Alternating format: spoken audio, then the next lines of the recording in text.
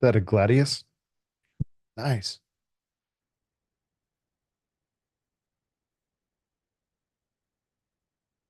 If you want TikTok that on there. You got TikTok streaming? Oh, I didn't even know you could do that.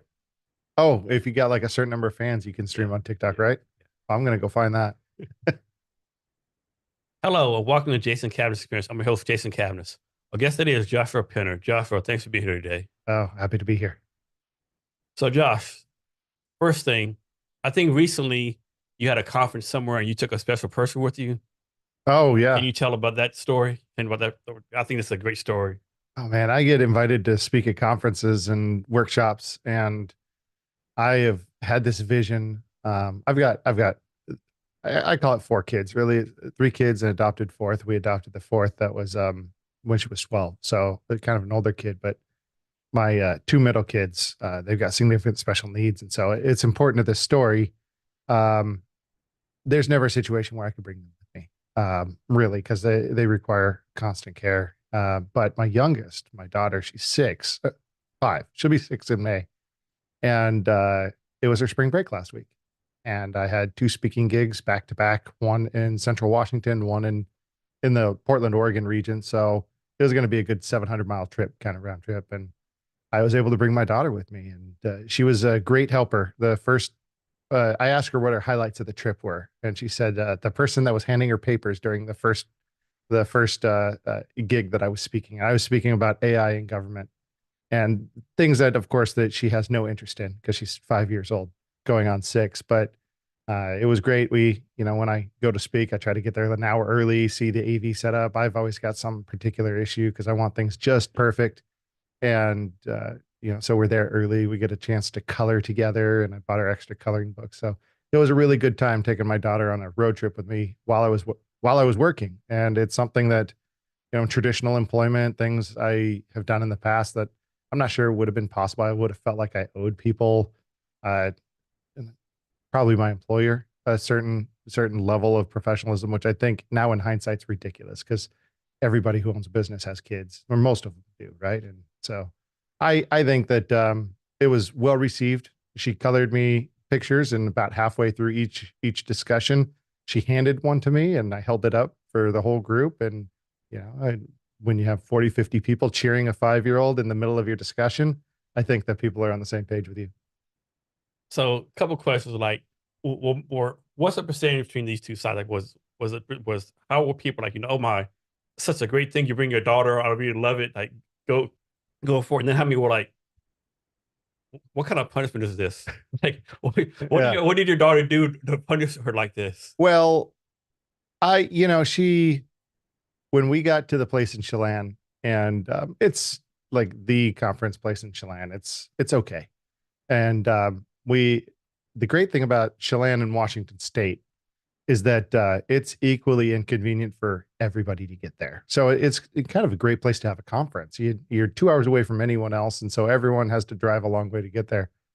But we get there after a 4-hour drive for us, and she walks in and she goes, "Oh, this place is dreamy." Right. So she's on cloud nine while we're there. So I don't think she thought any of it was a punishment because she got to hang out. She got to color. We had a cake pop for breakfast. And as far as people in the room, I think there was a couple who thought, my golly, he has a kid with him.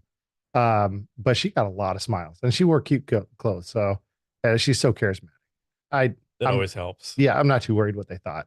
Hopefully, Yeah. the content of the discussion was sufficient enough for them to get over their thoughts about whether a kid should be there or not. Now, your daughter's probably like, this is I get my daddy all to myself too, since she has like three brothers and sisters. Oh yeah. That's probably thinking too.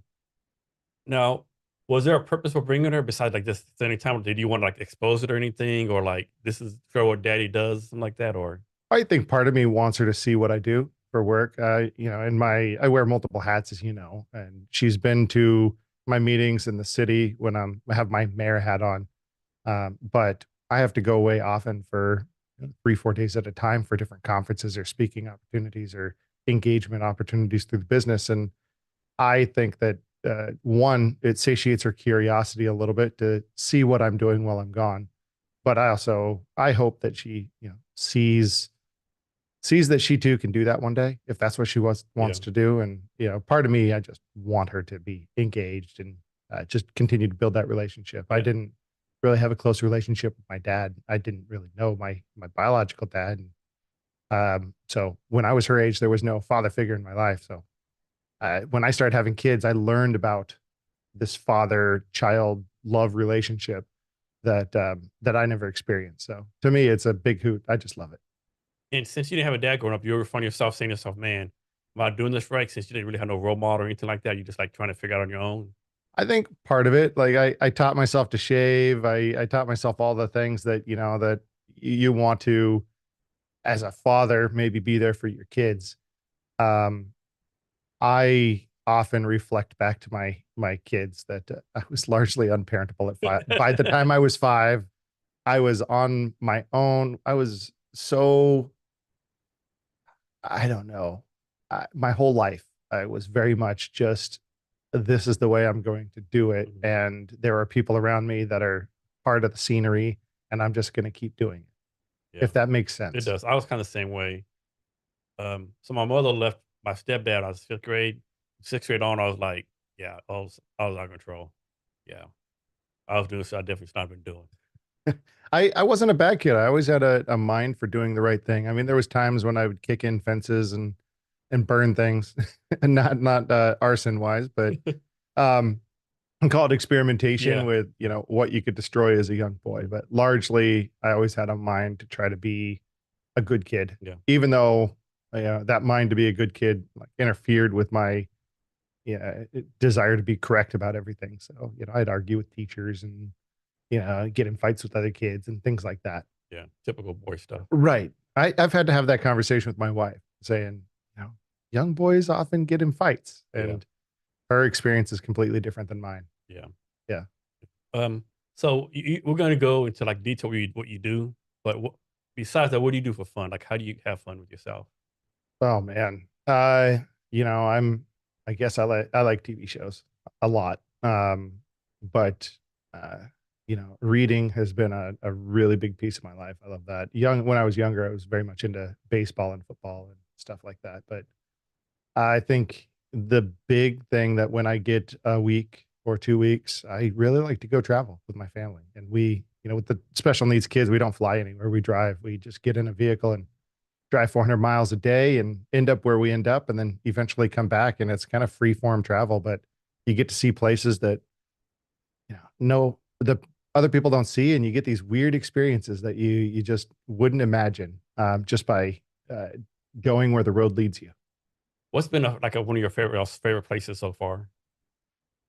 Oh man, I don't think about individual places so much as I think about the journey Okay. around those places. I mean, individual places. Grand Canyon is majestic. Lassen National Park is a hidden gem that most people don't know Yeah, where's about that it. at? It's in Northern California, Okay. out by Sacramento, kind of. Okay. But it's a volcanic national park, and Oh shit, they've got volcanoes in California. I didn't know that. they do. They Oh did. They have a shit. couple of them. But I had yeah, no idea. I know how the earthquakes and mudslides. I didn't know about the volcanoes. right. And wildfires and everything else. Everything else, But yeah. it The plague of locusts. right, and heat and volcanoes are like the perfect nexus of a lot of natural disasters, because you've got, climate change can affect the glaciers, which can create more Mhm. runoff and flooding. And of course you got the volcanic event, which can create things called lahars, which are mud flows like Mount St. Helens. Something we have to worry about at Mount Rainier in the city I live in. Yeah. But I love volcanoes. I'm terrified of them. The biggest volcano I think that I can think of is Yellowstone.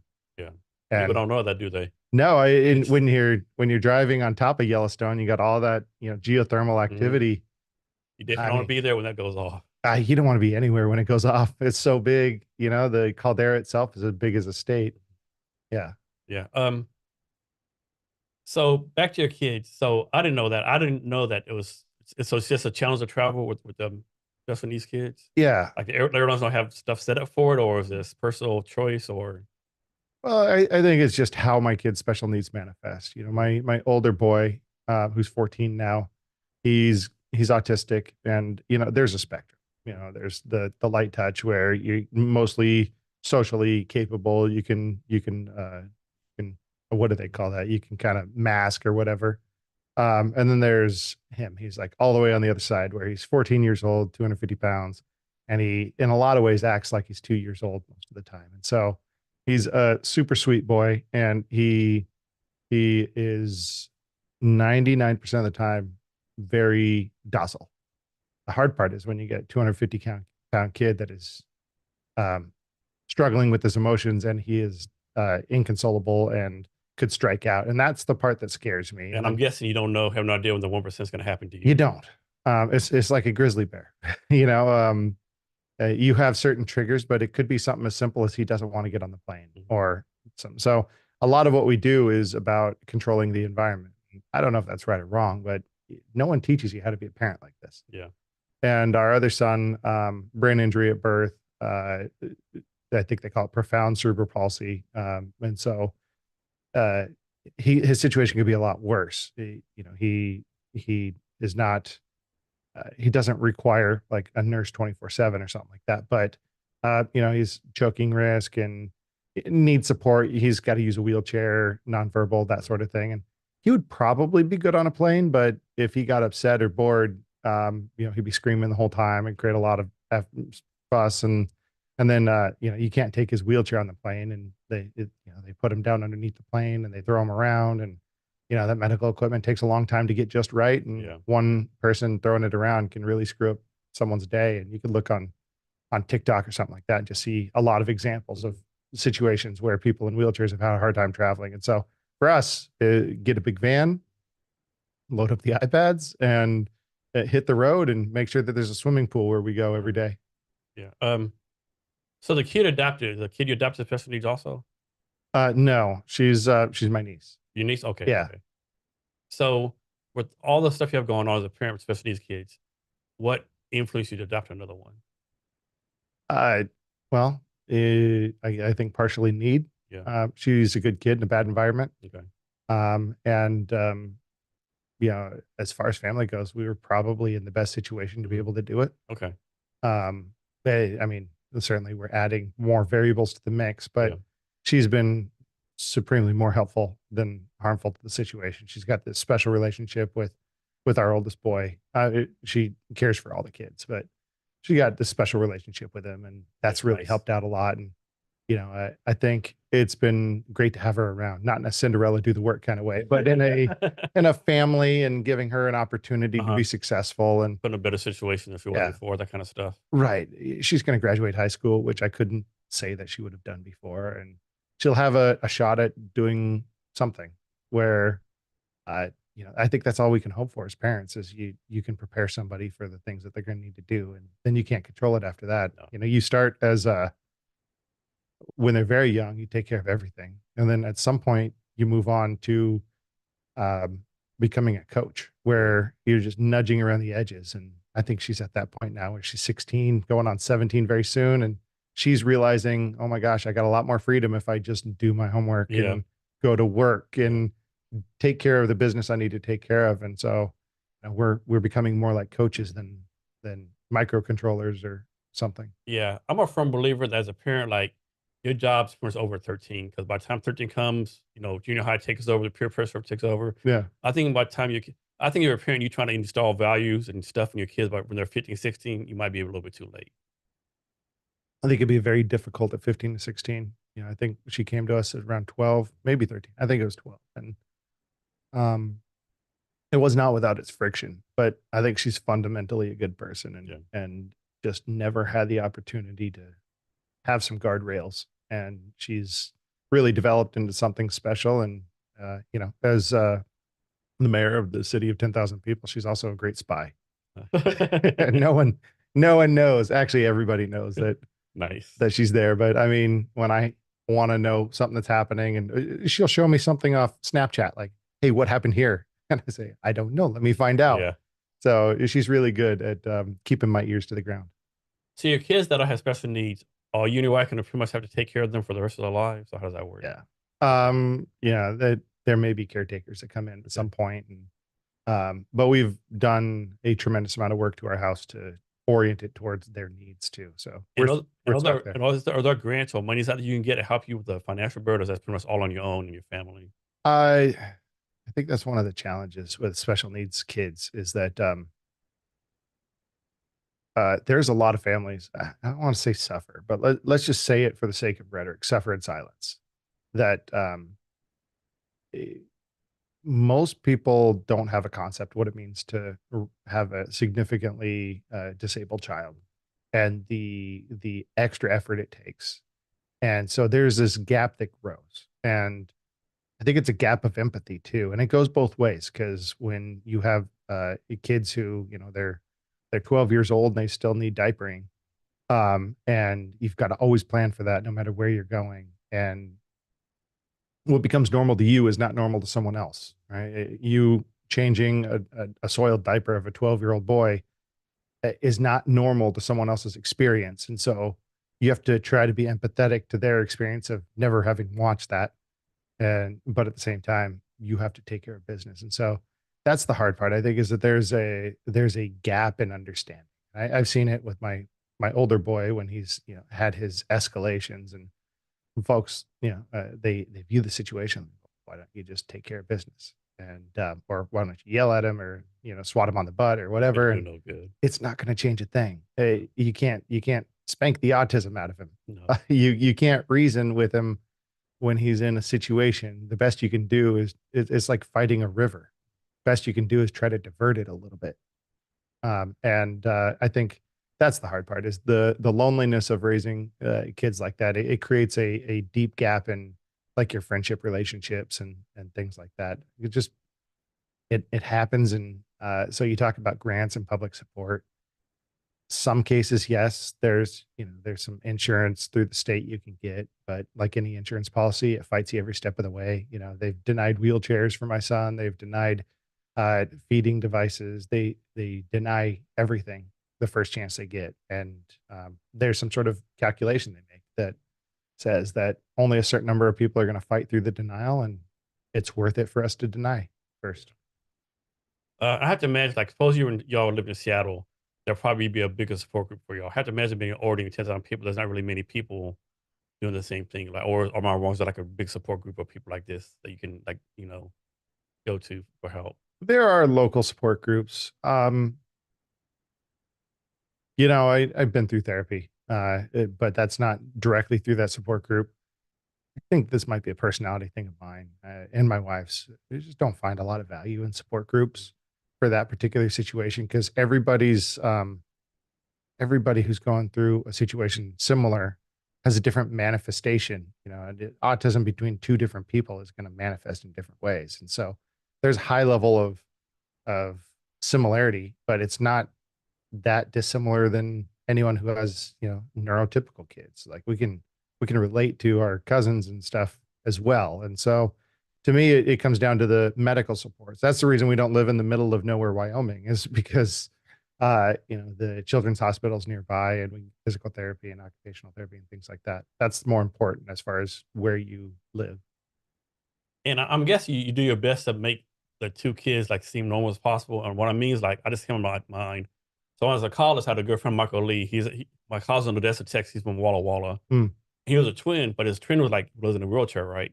yeah. And one time, the parents and the twin brother came to visit him, and where we lived at was like a little apartment building. I had to walk downstairs, right? Yeah. As I was there visiting, meeting his family and stuff, and the twin brothers that's talking like being annoying, talking big shit to Michael, and the parents said, "We're gonna go to the store get some eat." As soon as the parents left, Michael said, "Talk that shit now." Michael got a wheelchair and threw his ass down the freaking stairs, right? I'm like, Yeah. I'm like, what the fuck? Like, I'm fucking freaking out. And then they started laughing, right? He Oh, said, that's he, fun. he said that's what we do, right? He said we don't do anything for anyone, just anyone, because the reaction they would get, right? Yeah. Well, there's some normalcy Mhm. that you seek, and that in some ways, I think that people get shocked by the normalcy of it. But I'll give you an example. I was shocked at the normalcy of it. This happened. This happened when they were much smaller. Let's say 8 and 6 or something like that. And Luke, he could roll around the floor and do some basic crawling. And Luke's the young one. Matthew's the older one. And Matthew, he's capable of walking, doing every physical thing that an 8-year-old could do. Um, So Luke's playing his iPad and he uses his iPad to communicate. He's actually quite deft at being able to navigate his iPad.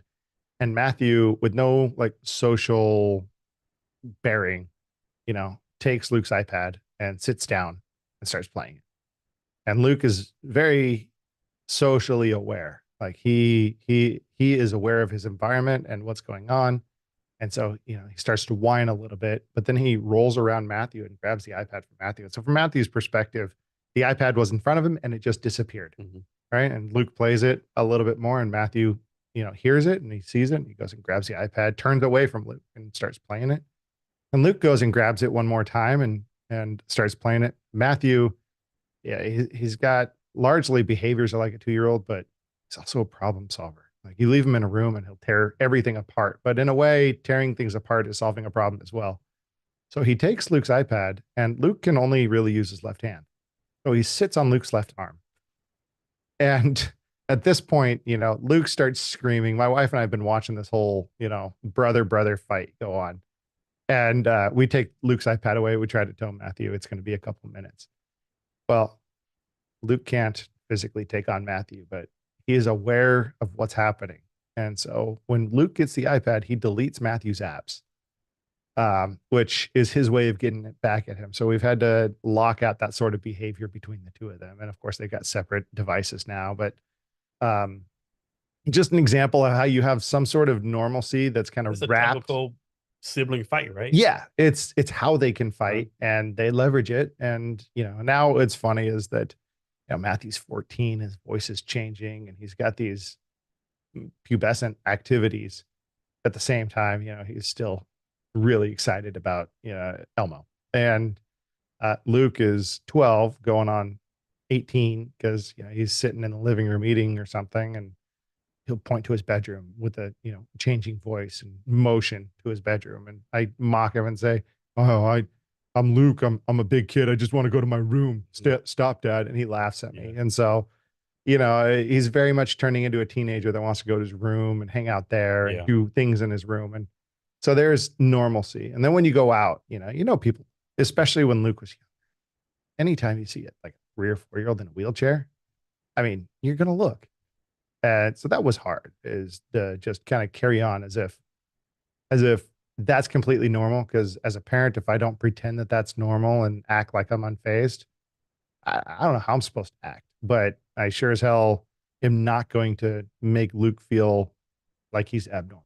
It does your kids no good to keep it at home all the time. You got to put them out in the public, right? Yeah, I think the great thing in our city is people. I mean, Luke is like a celebrity now.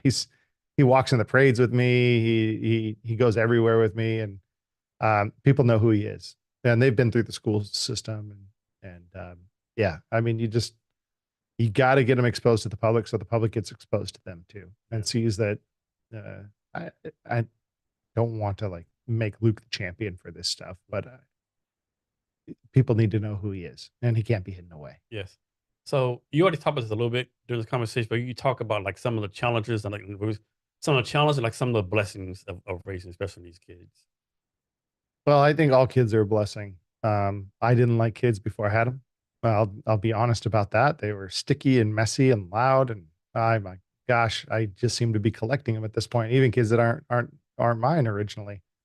But I think the empathy definitely has grown for me. But just generally, I would advise any new father, change your baby's diaper, because the mother does so much, feeding and connecting with the child. So if you don't change your baby's diaper, you're missing a great opportunity to get the love that comes from caretaking. But the special needs piece, it's just a one foot in front of the other thing. And I would say it's made me more patient. It's made me more empathetic. At the same time, it's given me a big ass chip on my shoulder too, or at least added to it. So, if I could go back in time and change things, of course, I'd cure autism if there ever was a cure. I'd, cure brain injuries if there ever was a cure, but I would never wish that they didn't exist. This is who they are. And at times that's the piece that hits me. It's like, how much do they recognize that they're different? But how much do we recognize we're different? I don't know. Yeah. So let's suppose there's a set of parents out there, right? And they're leaving the doctor. The doctors told them, "Hey, I don't know how to tell you this, but your kids is like the ladies will say 2 months pregnant or whatever. They say you're gonna obviously you have a special needs kids. Yeah. They're totally unprepared. No one in the family's dealt with it before. Like, what is your advice for them to deal with the situation?" Um, that touches on some subjects because, in some other countries, they say, well, we've gotten rid of Down syndrome, but in reality, they've just aborted every baby that could, be born with Down syndrome. So, um, uh, I'd say take it as you're given. Um, every kid is a blessing. And that's a really hard situation because um, what would you what would you do if you knew your kid was going to have a harder road at life? But uh, I wouldn't like if I could go back to and tell myself, when Matthew was in utero, I would just give myself advice on how to be a better parent and how to be a better husband. I wouldn't tell myself, yeah, run away or something like they improve you. Raising kids is important. And yeah, there's going to be challenges. I don't know what it's like to raise kids that aren't special needs. And I think that's going to be a difference between me and others is they don't know what it's like to raise kids with special needs, but the same way I don't know what it's like to be a parent of someone without special needs. I'm jealous as hell. But um yeah, I mean, I don't know what I'd say for advice is just take the blessings you're given. And I think about I'll take this in a different way is that in the last week, I've been told no, in business and in politics, 3 or 4 times, things that I wanted that I didn't get. And I look back at my life and there's 1,000, 10,000, many thousands of times where the things I wanted isn't what I got, if I got anything at all. But I'm here today and able to do the things I'm doing because of all those things that were no's, but also the things that were yeses too. And so when you look back at the tapestry, you don't know which thread is the right thread. Yeah. So here where we live in the Seattle area, I think it's called the Cascadia Induction Zone. I think where worst case scenario we could have an earthquake, volcano, tsunami. And your town actually does like the largest evacuation rehearsal, right? Something like that. Yeah, Can you the talk about that? Cascadia subduction Yeah, zone. that's it. Yeah. So my town, Orting, we have been practicing evacuations through the school district for many years, and And it's is your town the only town that does that, or well, it's grown. It's grown into Orting, Sumner, Puyallup, I think 5, and a number of valley cities along the way. A volcanic mud flow or volcanic event off Mount Rainier would affect Orting, of course, Sumner, Puyallup, Auburn, possibly Kent. There are examples of mud flows that reached all the way to the South Seattle and, of course, out to Tacoma. And I believe that there's native stories of the Salish Sea actually being in the Auburn area. So like orca whale sightings in the Auburn area. And so all of that is built on, 50, 100 feet of volcanic mud flow. So in Orting, we've got worst case scenario, 45 minutes to get 10,000 people in the city and, 30,000 people live within 3 miles of the city off of the valley floor. And so every year we coordinate with the school district and work on evacuating thousands of kids and working on what our response is going to be. And we've gone all the way to DC and the FEMA Emergency Management Institute to work on regional coordination. I think we're pretty advanced compared to where we were, say, 10 years ago. But we've got so far to go. It's like digging a fighting hole. Is it every time you have an opportunity, you improve your position. yeah? So how will the traffic work? Like where I live in DuPont, it's pretty small town, 10,000 people. Traffic a bad. Me and wife would joke around. We see the volcano, we're going to sit on the front porch, have a drink, right? Because there's no way we can get out of DuPont. We think. I think DuPont. So yeah, in DuPont, you'd be more concerned. Tsunami wouldn't be a big issue. Volcanic mud flow, probably not a big issue. Just to the south of you, if the Alder Dam overtopped and Alder Lake spilled out through the Nisqually River Basin, it would take out the I-5 there in that dip to Yeah. the south of you. And that would be, that'd be years long interruption to Yeah. I-5. But the earthquake, I think that's the piece that would be the scariest is if Yeah. you had an 8.5 or 9 earthquake and where are you going to hide at that point? Nowhere. And the Yeah. last earthquake here was, I think, Olympic, like in 2001 or something like that, 2002. Well, there was the, what did they call that Did one? they call it The Nisqually earthquake? Nisqually Yeah. earthquake. And that one was funny because everyone felt it but me. I was in community college and I was not a good student yet. It took me joining the Marines to become a good student, but I was on my way to class studying a chemistry book because I wasn't prepared for the test that was about to come up that day. And I'm walking along. Apparently, my face down in a book and my saunter is at the exact frequency of the earthquake because I didn't feel a thing. And I felt slightly dizzy for a second, looked up, didn't see what I thought, well, maybe I just need water or whatever.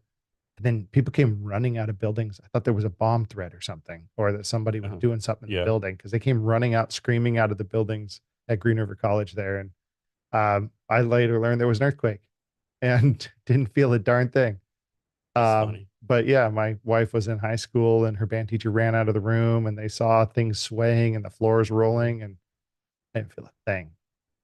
So why did you join the Marines?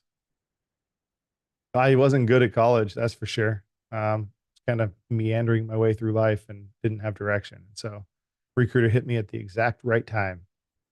Funny because I was in high school and talked to the same recruiter 3 years previously or 2 years previously, and he came all the way to my house and had the papers in front of me to sign. And I don't know if I chickened out. We'll just say I chickened out. And then a couple of years later, talked to probably the gunny in the station. And then he hit me at the right time, and I went back in. The gunny's like, here's Staff Sergeant so and so, and I don't even remember his name anymore. Same damn recruiter. I felt like this tall, but this time I didn't chicken out. So what kind of lessons did you learn from the Marines that has helped you out as far as being mayor, being an entrepreneur, just in life in general? Oh man, a lot. You know, I got signed up by a really good recruiter to be bulk fuel, and that was not where my life was going to be. Was in bulk fuel, and nothing against bulk fuel, but you know, a the recruiter called me and said, "Hey, we got a position to open up. If you want to leave next week instead of next month, you can go." And it was a position for a radio operator, and I didn't care what it was. Like I wanted to go in, and so I was more worried about. I didn't like the sense of dread, so I jump and whenever I have that sense of dread, I'm like the guy who wants to go first in class because not because I'm better, more prepared, but because I just don't want to prolong that feeling. I'm the same way. Yeah. That would kill me. Like, in the Army, you have these staff meetings, right? Mhm. I always try to go first, right? I hate to be the last one. You have Yeah. to listen to everyone. The anxiety is building up, and then the people before you are fucking up, and the commander's getting pissed off. Right. Now it's your turn. Yeah. He takes it on you. I always like going, even like if I do pitches, anything, I like to be the first one. Right. And set the standard. And law of averages are someone's going to be better than you, but there's going to be people that are worse than you. Yeah. And, but if you go last, you think everyone's better than you.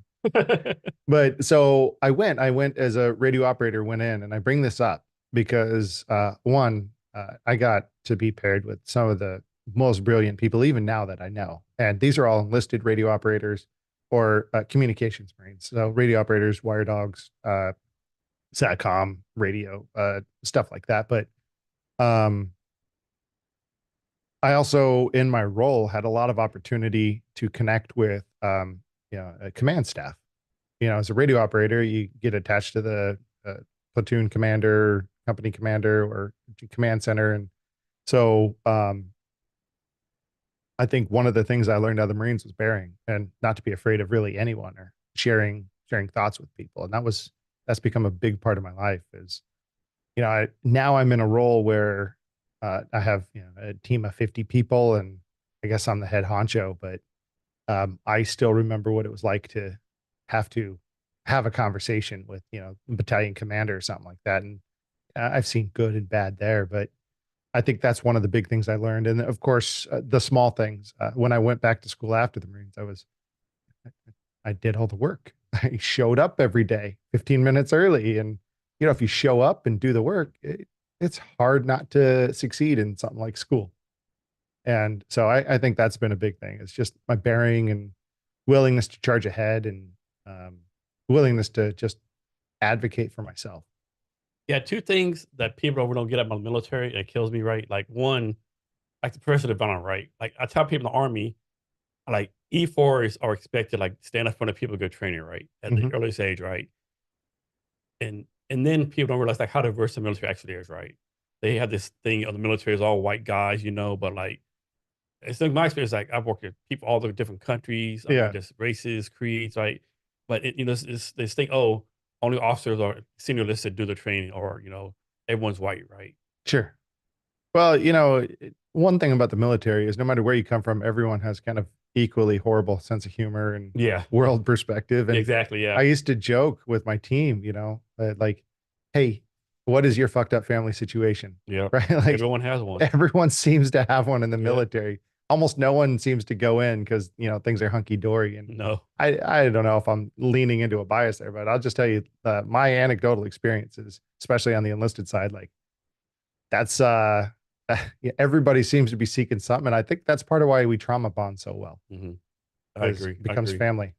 So talk about being a leader in the veterans community here. Like what's the word looking for? Like what do you get out of that? How do you give back to the community? All that kind of stuff. Oh man, the veteran stuff came about by accident. I was working in project management many years ago and got laid off during the Great Recession, and I had just finished a bachelor's degree in management information systems and was looking for work in information technology, and I didn't know what I was doing, but I was looking for something like that, and no one was hiring. But I talked to one guy. He said, "Well, we don't have a position there, but I see that you're a veteran." And they paid more than unemployment, which was a big deal. I don't think you, there are some people that remember kind of how drastic the unemployment situation changed around 2009. Like things were going pretty high, and then all of a sudden, everyone was unemployed. And so I started doing veterans outreach, which means at a mental health clinic. Like I would find veterans in the community. I'd come down here and hang out down here on First Avenue and just yeah, sit down and at like the senior centers and food banks and stuff. Try to find veterans who needed support and that's what I did for a couple of years, and it actually led to where I'm at here through a lot of just fortuitous happenstance. Um, but that's where the genesis of my work with veterans started. And then there's regional collaboration groups and they do so and so. There was one person I met along the way, Josh Wielden, who is Josh and Josh kind of show now. Is we He's an Army vet, so you should connect with Josh. He's really driving a lot of veterans initiatives right now. But I was doing strategic planning for veterans at Highline College at the time, and Josh was one of the students there. And I said, "Hey, Josh, you're just so good at connecting to people, and you're working as a mechanic. Uh, what if you seem to be really interested in our veterans program? What if I get you paid for the thing that you're very interested in?" And got him into doing veterans outreach, and then together we tag teamed this thing called the King County Veterans Consortium, and eventually, talk about government bureaucracy. We ran headfirst into King County Human Services and whatever the division is that manages the vets program. And that was a hell of a fight. We were really frustrated at their ability to actually move on something. And so at some point, Wielden and we just said, we're good at connecting to people. What if we just create something that is not a nonprofit and not a for profit? It is just what it is. So we created this thing, PNW Vets, Pacific Northwest Veterans Coalition. And it's still running today And like that's the crazy. one that was a Facebook group, right? Yeah, it's a Facebook Okay. group. We've, 10,000 going on 15,000 people. There's a business in there that sells shirts that, made a brand for us. We're not getting any money off Yeah. this. The second nonprofit money enters the scene, you become beholden to whoever's funding you. And we Yeah. wanted to stay away from that because we saw what happened in King County with the hundreds of millions of dollars they dumped into veteran support. Is it all became about getting the numbers and about it, it became hugely inefficient and bureaucratic, and everybody built their kingdom. And we thought we're going to do this in a way where we're not beholden to anyone. Where if we want to throw an event or bring together a coalition, we don't have to ask permission. that's what it does now. And if you're part of the group, you see that there's A lot of good stuff in there. there's a lot of county meetings coming together, and it's just about building community. Yeah. And we're very resistant to creating any formal organization simply because of that. Yeah, I'm actually emceeing a pitch event tomorrow for early stage founders. I'm putting it in the Oh, cool. group. Yeah, Yeah. hopefully someone will come. So you may or might not agree with me on this, but like, in my opinion, there's actually too many nonprofits for veterans. Right? There's like so many. It's like a ridiculous number. Like 20,000, some ridiculous, right? And of course, there's some good ones, but it's hard for me to believe that every single nonprofit is actually doing good stuff, right? Just just seems like some of them have to be scams or like like I might make this up. I think there's like three fishing nonprofits in the Seattle area for veterans. Like, do you really need three fishing nonprofits? I think Yeah. some of them were just combined. Of course, something wrong. Some of them probably started to get income and stuff. Which is nothing wrong with that per se, but just I don't know. It's the same thing with the for-profit business, especially if you're in a pitch competition, right? It's the chicken and the egg thing. Do you need funding before a product, or do you Yeah. need product before Yeah. funding? And I see nonprofit as like the natural progression of somebody who wants to do good work. I think you can look at P&W Vets, and we could start up a nonprofit. We could probably raise money to be supported by it. But at the point we raised money, we would have to answer for that money. Yeah. And You'd have to get a board of directors or something and all that stuff that comes with it. yeah, and And there's some risk of doing things yeah, freewheeling like we are, yeah. but at the same time, there's no financial risk because we're not selling anything. Yeah, even though it's a nonprofit, it's still a business, right? I mean, Right. and then who wants to take the responsibility of running a business? I Starting a nonprofit or a C corp is more complex than most people realize. Yes, it is. And Yes, it is. I mean, we had it Inquisio. I think we have a great idea and we're working on it. But it took us 6 months to start up the business because you had to figure out who had what share and how your board was going to work Yeah. out and what your bylaws are. And it is much easier if you've got an idea, just start doing it. Yeah. And just realize the risk environment. Like you don't want to take on a defense project for Boeing without insurance or something like that. But just start doing something. Yeah. And if there's a response to it, you can decide then what the right vehicle is. C corp, nonprofit, LLC, LLP. There's a bunch of different vehicles to deliver your idea, but especially on the nonprofit side, because most of the ideas on the nonprofit side solve a problem, but I'm not convinced that most of them are nonprofit corporation. Yeah. Because a corporation is a whole different beast than just doing what you want to do. Yeah. So we should take on this, right? So you see all the time everywhere, like I'm a homeless veteran, right? Mhm. And people probably blast me for this. Like, I don't know if I believe they're all homeless veterans, right? Or they're all veterans, right? Like, because there's so many programs out there for veterans, right? Just go to one.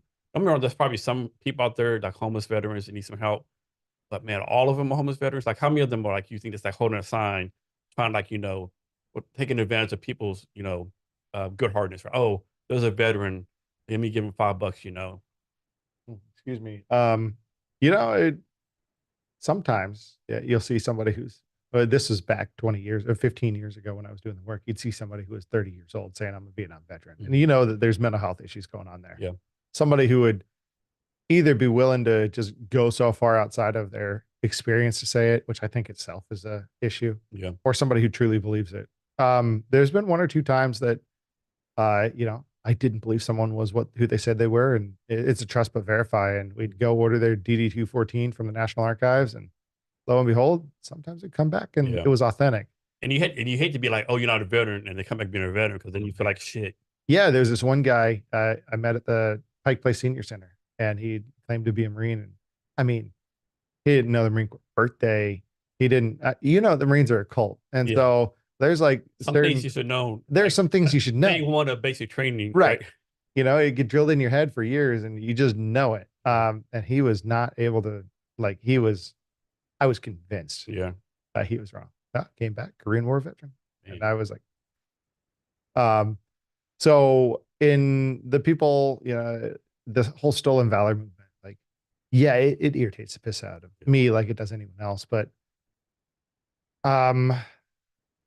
if they wanna have, the back issues and the and the mental health challenges that come with being a veteran, good for them. But I'm in a trust but verify kind Yeah, of me too. situation. But sometimes it's like almost comedic where they put the uniforms on, Oh yeah. like a 4-star rank, like yeah, I mean, you could get lost. I love those videos. Every once in a while, that's a rabbit hole I go down is watching those videos of, somebody who's at the airport trying to get their, onto the plane mm, 2 minutes sooner or something like that. That's a special kind of asshole that does that. But no amount of me yelling at him is going to no, change who he is or it's not. she, No, or they or whatever. And so do I find it frustrating? Yeah, but me as a middle-aged man, it's like I'd rather yeah, just read my yeah. book. The sooner you learn to let shit go, the better your life is. I think it took me a long time to learn that lesson. Right. So you're also heavily involved in helping to solve military sexual trauma. Can you talk about that? Oh man, years ago, yeah, this came out of the veterans work. So of course I worked at in mental health, veterans mental health, and worked at veterans disability and other things. And King County had put together a request for proposal over military sexual trauma curricula. And by this point, I'd had a pretty heavy falling out with King County, and so had the other guy I put this curriculum together with. But our curriculum was so much better than the alternative that they did what any ethical county employee would do that had their preferred vendor. They split the contract in half and gave us half of it and gave the other people half of it. So even though they didn't like us, they gave us half the contract. But yeah, for 2 years, myself and a couple other veterans, particularly one, she does, well, she's not a veteran, but she's worked in veterans mental health for many years, Christy. Um, and I don't have permission to share anything, so I'll just say Christy, but she knows who I am. And we did this curriculum for social workers, case managers, veterans on military sexual trauma and all the different pieces. So veterans cultural competency, if you're somebody who's doing social work and you've got veterans coming through and you just assume, everyone coming in as a soldier, no offense, but like there's half the military that's not soldiers. And so, if you refer to them as a soldier, even something like that, you automatically demonstrate that you don't know what you're talking about. And that could be a trust challenge. And so, veterans cultural competency was a big piece. That was really my piece, and benefits, being able to explain the whole benefits arena. And Christy really hammered in on military sexual trauma and trauma informed care. And it was really a great opportunity to develop that curriculum. And it's helped me along the way in developing other curriculum as well. But we trained several hundred different case managers, social workers, interested people, nurses, those sorts of things over the course of a couple of years on how to better connect with veterans. And their 6 month and 1 year feedback was that by and large it had helped them better connect with veterans, particularly around the topic of military sexual trauma. So to me, I look back and see that as a successful point in my career, and it's something I hadn't thought about for a while. So thanks for bringing it up. Yeah. So one thing that drives me crazy, like you'll see like a female, like she served maybe 5, 6 years. I mean, she might know me now, right? And she'll be in a store somewhere and a guy will say, "Tell your husband thank you for your service," and she'll like, "Motherfucker, I'm the veteran, right?" And they're like, "Oh, how's that possible? Even this is 2024. Like, this is insane, right?" Well, yeah,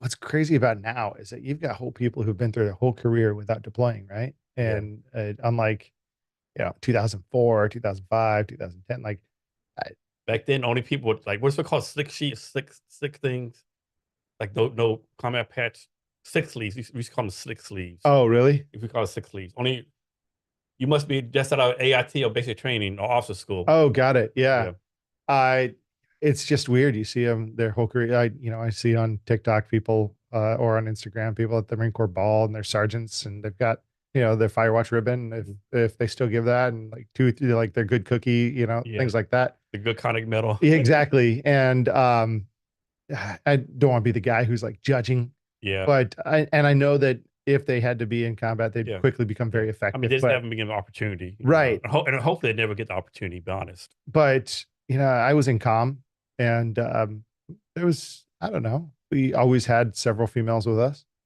Yeah, and deployed, non-deployed, and so Yeah, you go back to the military sexual trauma. It could happen to men or women, of Yep. course. But I've got a good relationship with a couple of them still to this day, from our old platoon, because we all talk, and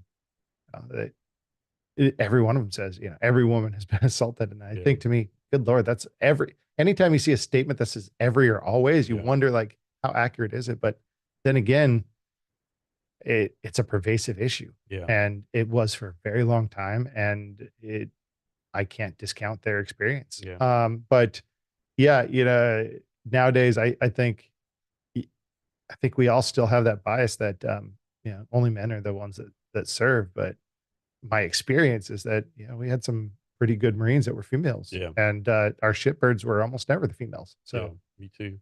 My best and she, my best warrant officer were both females. there you go. And, if we transition this to the political realm, because it's Mhm. something I want to bring up real Yeah. quick, is that so there's 281 cities in Washington, and I'm on the board of directors for the Association of Washington Cities. So, all the cities are part of a big association. I'm on the board. And my city, we've got there's 7 council members and a mayor. So 8 electeds, and 7 of those electeds are males. 51% of our city is female, right? So how is that the situation? But you look across every jurisdiction and you see very similar pattern. Is In most jurisdictions, the governing body is mostly male by a long shot, even at the state legislature and federal legislature. I think DuPont's the same way. Yeah, We recently had a Hispanic female, but she moved because her husband moved in the army. Now it's all like white. I think there's 5 white guys and 2 white females. sure. I could be wrong, but Well, and then you could get into something there about, you certainly, ideally, you'd want leaders in your community to reflect the makeup exactly. of your Yeah. community. But what I see, so you've got the base level council members and mayors across 281 cities, by and large males, by and large white males.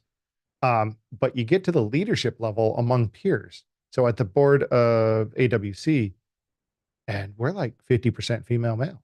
And this is leadership level, and it's decided by constituent. It's decided by, everyone who's involved. It's not like selected or anything like that. It's a democratic process. And so what's really interesting to me is that women pursue this sort of job less, but when they do, they apparently do it really well. And when you get to the leadership level of that leadership job, uh, you see more of a balance that reflects reality. So I just think that's a really curious It thing is. that occurs, It that is. in a meritocracy somewhat, um, that women seem to uh, overperform at the leadership level among leaders. I don't know what that's all about. Yeah. Somebody way smarter than that has to figure that out, huh? Yeah, I mean, who knows, right? Because you slip in all sorts of social sciences, which is kind of voodoo mumbo jumbo. I don't know, but it's just an observation I have that I've Yeah. made, is that, half of our board is made of women. But when you look at the pool of candidates, it's probably 15% women in the pool of candidates, but 50% of the board is women. So clearly there's something occurring there. Yeah. And you've been the mayor for like 12 years, I think. 7 years. Oh, 7 And years. then I was on the council for 6 years before Okay. that. Okay. Yeah. So a few years ago, 3 years ago, the big thing was just defund the policemen, right? Mm-hmm. You take the money away, right? And one thing I'll probably get blasted, but my thing is what they actually need more money for more training, right? Especially de-escalation training, right? I mean, all the time you see like police pull someone over, a person out crowd, and they like, escalate the situation. They pull a gun out and, when they don't need to, or start yelling when they ever don't to. Like, what's your take on that? Do we need more de-escalation training? More like another thing too, we don't need like a national police standard, right? But like, and I know in my hometown of Odessa, Texas, all you gotta do is take a 6-month police academy, you're a police officer, right? Or in Texas, you gotta have a 4-year degree in criminal justice. Yeah. So how do you like make sure all this training correct without making a national policy, which I definitely don't think we need? Well, defund the police came out of frustration over not being able to connect with the police in some way, right? So you have to acknowledge that there's a base level of frustration. The idea of defund the police is, I'm going to be very blunt here, fucking stupid and counterproductive to the desire of the people who would want to see police improve. because you defund the police and you are going to end up in a situation we have now where, it's hard to recruit police officers. And to be frank, if you can fog a mirror and don't have an issue in your background, you're going to be sent to the academy at this point, and you're going to get a police job if you can pass it. And, That's the opposite of what they need right now. that's the opposite of what anyone would desire. Is you would want 20 something years ago, before the Marines, I thought, well, maybe I want to be a police officer. And I went to go take the test for a police officer for Tacoma Police Department. And there were 1,600 people at the Tacoma Dome taking the test at the same time as I was. And they had an opportunity to select among their candidates.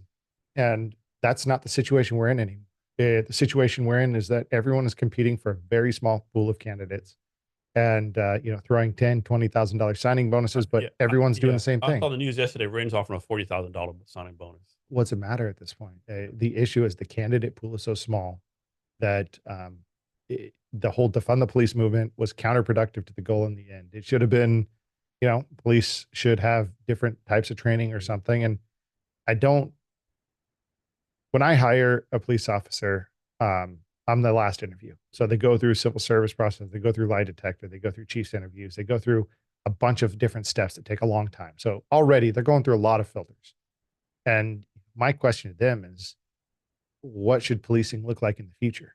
That's a good question. And because I want somebody who can think critically about how they're going to integrate into policing, and also what the future policing looks like, because you cannot deny that there has historically been a challenge in certain places with certain people, and it's probably the vast minority of police officers that have a problematic situation. And the challenge with policing is that police officers it's a very close circle, so they're very unlikely to go on the record and say this person is a bad police officer. Talking about that, what's it called, the blue line or something? That's called the blue line. They have to get rid of that. I know they probably never will, but it might be some good to it, but this has such a negative connotation, I think. Well, I think that the thing here is that police officers are the utility infielders, Swiss Army knives of government. And they have to be mental health counselors. They have to be, so they, just like the military,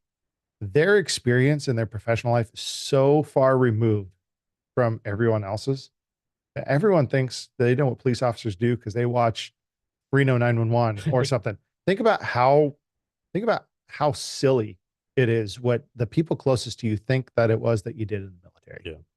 And, the police officers don't do this for 8 years. They do this for 20, 24, 30 years. And their culture is who they are. And you could say the thin blue line protects bad officers, but think about it. If the public got a say on who was going to be in your platoon, you'd be very protective of who gets to make that decision. So, we do need to have more ability to engage with bad officers. It's very difficult to do that. And I can't speak much to it because there's likelihood I'm going to have to answer for even answering some of these questions. I'll just say, I've been through the process of decertifying officers, or at least an officer, and it is very difficult. Very difficult. Takes up a lot of time. There's a lot of risk involved. And you have to put your foot down and say, I'm willing to take on the risk, organization wide and personal. And these are for clearly bad situations. And I think there's a big cultural divide, and more we can integrate officers into our operations and our community, the better. That's why when I ask candidates, I hope one of my candidates watches this podcast, because I'll give them the answer is, what's the future of policing? It's engaging with the public. Yeah. And it's not, I agree. It's not military style policing. It's not policing, from behind more weapons or more body armor. It's policing from, hey, Jason, how are you doing today? Yeah. And building those relationships. And I'm saying this as a non-police officer, but this is my vision for my city. And I think it has worked well in our city. Our crime rate, while the rest of the state has gone up, has gone down. And I think we've built a fantastic team. And I think it's because of those questions. Hey, do you know Cheyenne Helene? She changed her name, didn't she? I'm not sure. This person right here. He said hi. That's me. Oh, Shay. Yeah, Shay. yeah. Yeah, no, I know Shay, but Okay. Shay, she's got a new name. She got married last year. We worked together several years ago at a terrible law firm. So, yeah, she was, I was a marketing director there, and she was, what'd she do? Social media? Okay. Yeah. Nice. I'm just trying to remember her job title, social media something. No, one job I would not want right now is the recruiter for the Seattle Police Department. Yeah, well, that would be difficult because you've got a lot of masters. Um, but Seattle, the good thing Seattle has going for them is they pay extraordinarily well. Yeah. Um, yeah, as far as entry level police officers, I think you make six figures in Yeah. Seattle. So not a bad job for someone who's, the basic requirements are you're 21 and, Yeah. You can pass a lie detector test by being honest. That's true. I just think all the extra stuff I have to deal with, you know, It's a like challenge. the public who doesn't support him and stuff like that, you know, and I think they're down 500 or 600 officers too. So the yeah, tempo's got to be really high. yeah, We see that a lot of officers don't like the tempo, so they move out to a jurisdiction like Orting or yeah, something. But that pay is really nice. If you look at King County employees and you look at who the highest paid employees are, you'll see a number of them are King County Sheriff's deputies. And it's not because their base pay is so high, it's because of all the overtime. yeah. Oh yeah, Yeah. I didn't think about that. Yeah, they do get paid overtime. Yeah. Yeah, But they have to, police officers have to work a hell of a lot of hours too. Even in a fully staffed team, they work quite a bit of hours. and one thing I don't think the general public realizes or doesn't like really get a hold of, like every day as a police officer, you know, you might go to a car with the tent window, might get blown away. You know, you like every day, you know, pretty much you could be in a bad situation, right? Even if like even a town like Orting, Washington, right? You might have someone that had a bad day, or you know, just never know, right? And all people give them no credit for that, you know. Yeah, the escalation of forces happen often. Mhm. And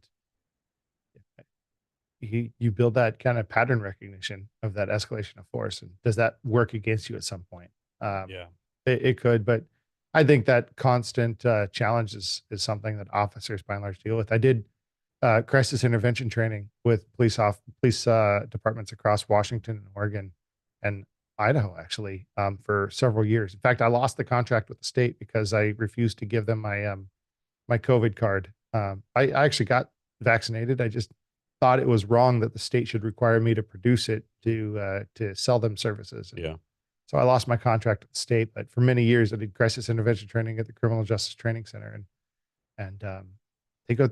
It's a requirement in the state that all officers go through either the 8-hour course or the 40-hour course, and it's a good course. But another thing too, back to training police officers, like I definitely, I'm not gonna be wrong. Maybe I'm sure each police department is different, but I don't think you get them a train as far as like firing their weapons, right? Because there was a story maybe a couple weeks ago in Chicago where this person like shot and killed an officer, and then 8 officers like got off 100 shots, only hit him one time, and everyone's like, "Why did you 100 times?" I'm thinking like, how they only hit once out of 100, you know? that's Like, crazy. Well, I had this guy I used to work with who said, "Why don't they just shoot the things out of their hands or shoot their legs?" And I'd say, look, there's a couple things going on here. One is that if somebody's within 20 feet, they're too close because they can pull a knife faster than someone can draw a weapon mhm, and target yeah, it in. So you're starting from a baseline at 20 to 25 feet away. mhm, And so now you're starting to get to diminished accuracy with your firearm, yeah, with a sidearm, right? This is not a rifle. This yeah, is a pistol, mhm, and you got a lot of adrenaline flowing, and yeah. So your chances of hitting anything are pretty low, and then you aim and center of mass. So like that's the best you can do is aim yeah, center of mass. But years ago, there was a sergeant who was in charge of the crisis intervention training, and we built a really good relationship. And I was usually at the end of the day doing crisis intervention for veterans. And he pulled me to the side and said, "Hey, you want to go through something that we're working on for training?" And he pulled up a simulation and handed me a sim gun, a sim pistol. And he said, "When you hear the beep, I want you to pull the trigger as many times as you can. Don't worry about hitting the target. Just pull the trigger as many times as you can. When you hear the second beep, I want you to stop pulling the trigger." And so beep one, I do. Beep two, I stopped. He goes, "How many rounds do you think you got off?" It's like 11 or 12, right? And he goes, "How many did you get off after the second beep?" And I was like, I don't think I got any off. I got off 3 rounds after the second beep. And it So took the me, reaction time. my reaction time was something like an eighth of a Yeah. second, which is apparently average.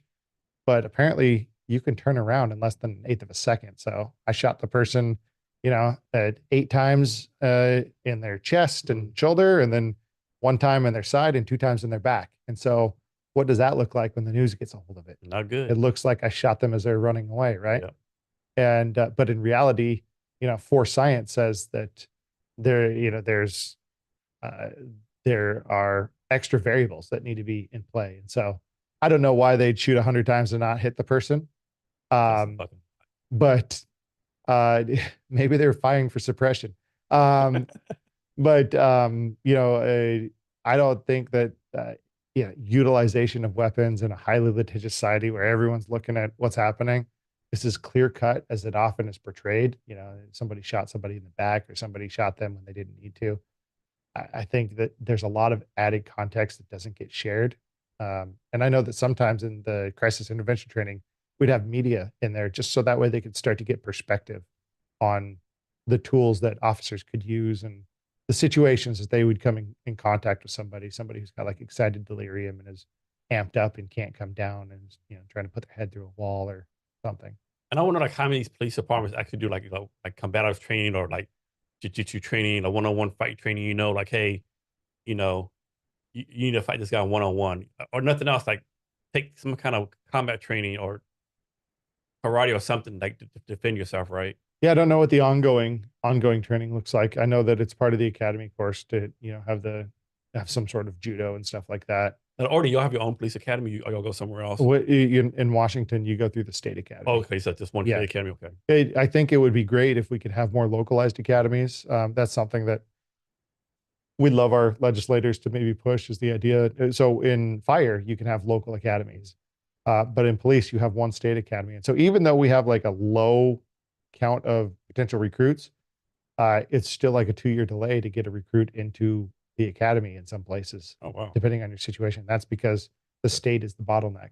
And Yeah. so it gets you wondering like, well, maybe we could send somebody out of state and then just do that, that cross certification. Yeah. But you'd hate to kind of go around the process like that. But that's where we're at the state is, everyone's at like 65% deployment on their officers. Yeah. And everyone's recruiting and the recruiting pool's small, but the delay to get people into the academy is also extraordinarily long. Yeah. And it shouldn't be. So next in Orting, y'all do a thing when spring begins called a Daffodil Festival Parade. Can you talk about that?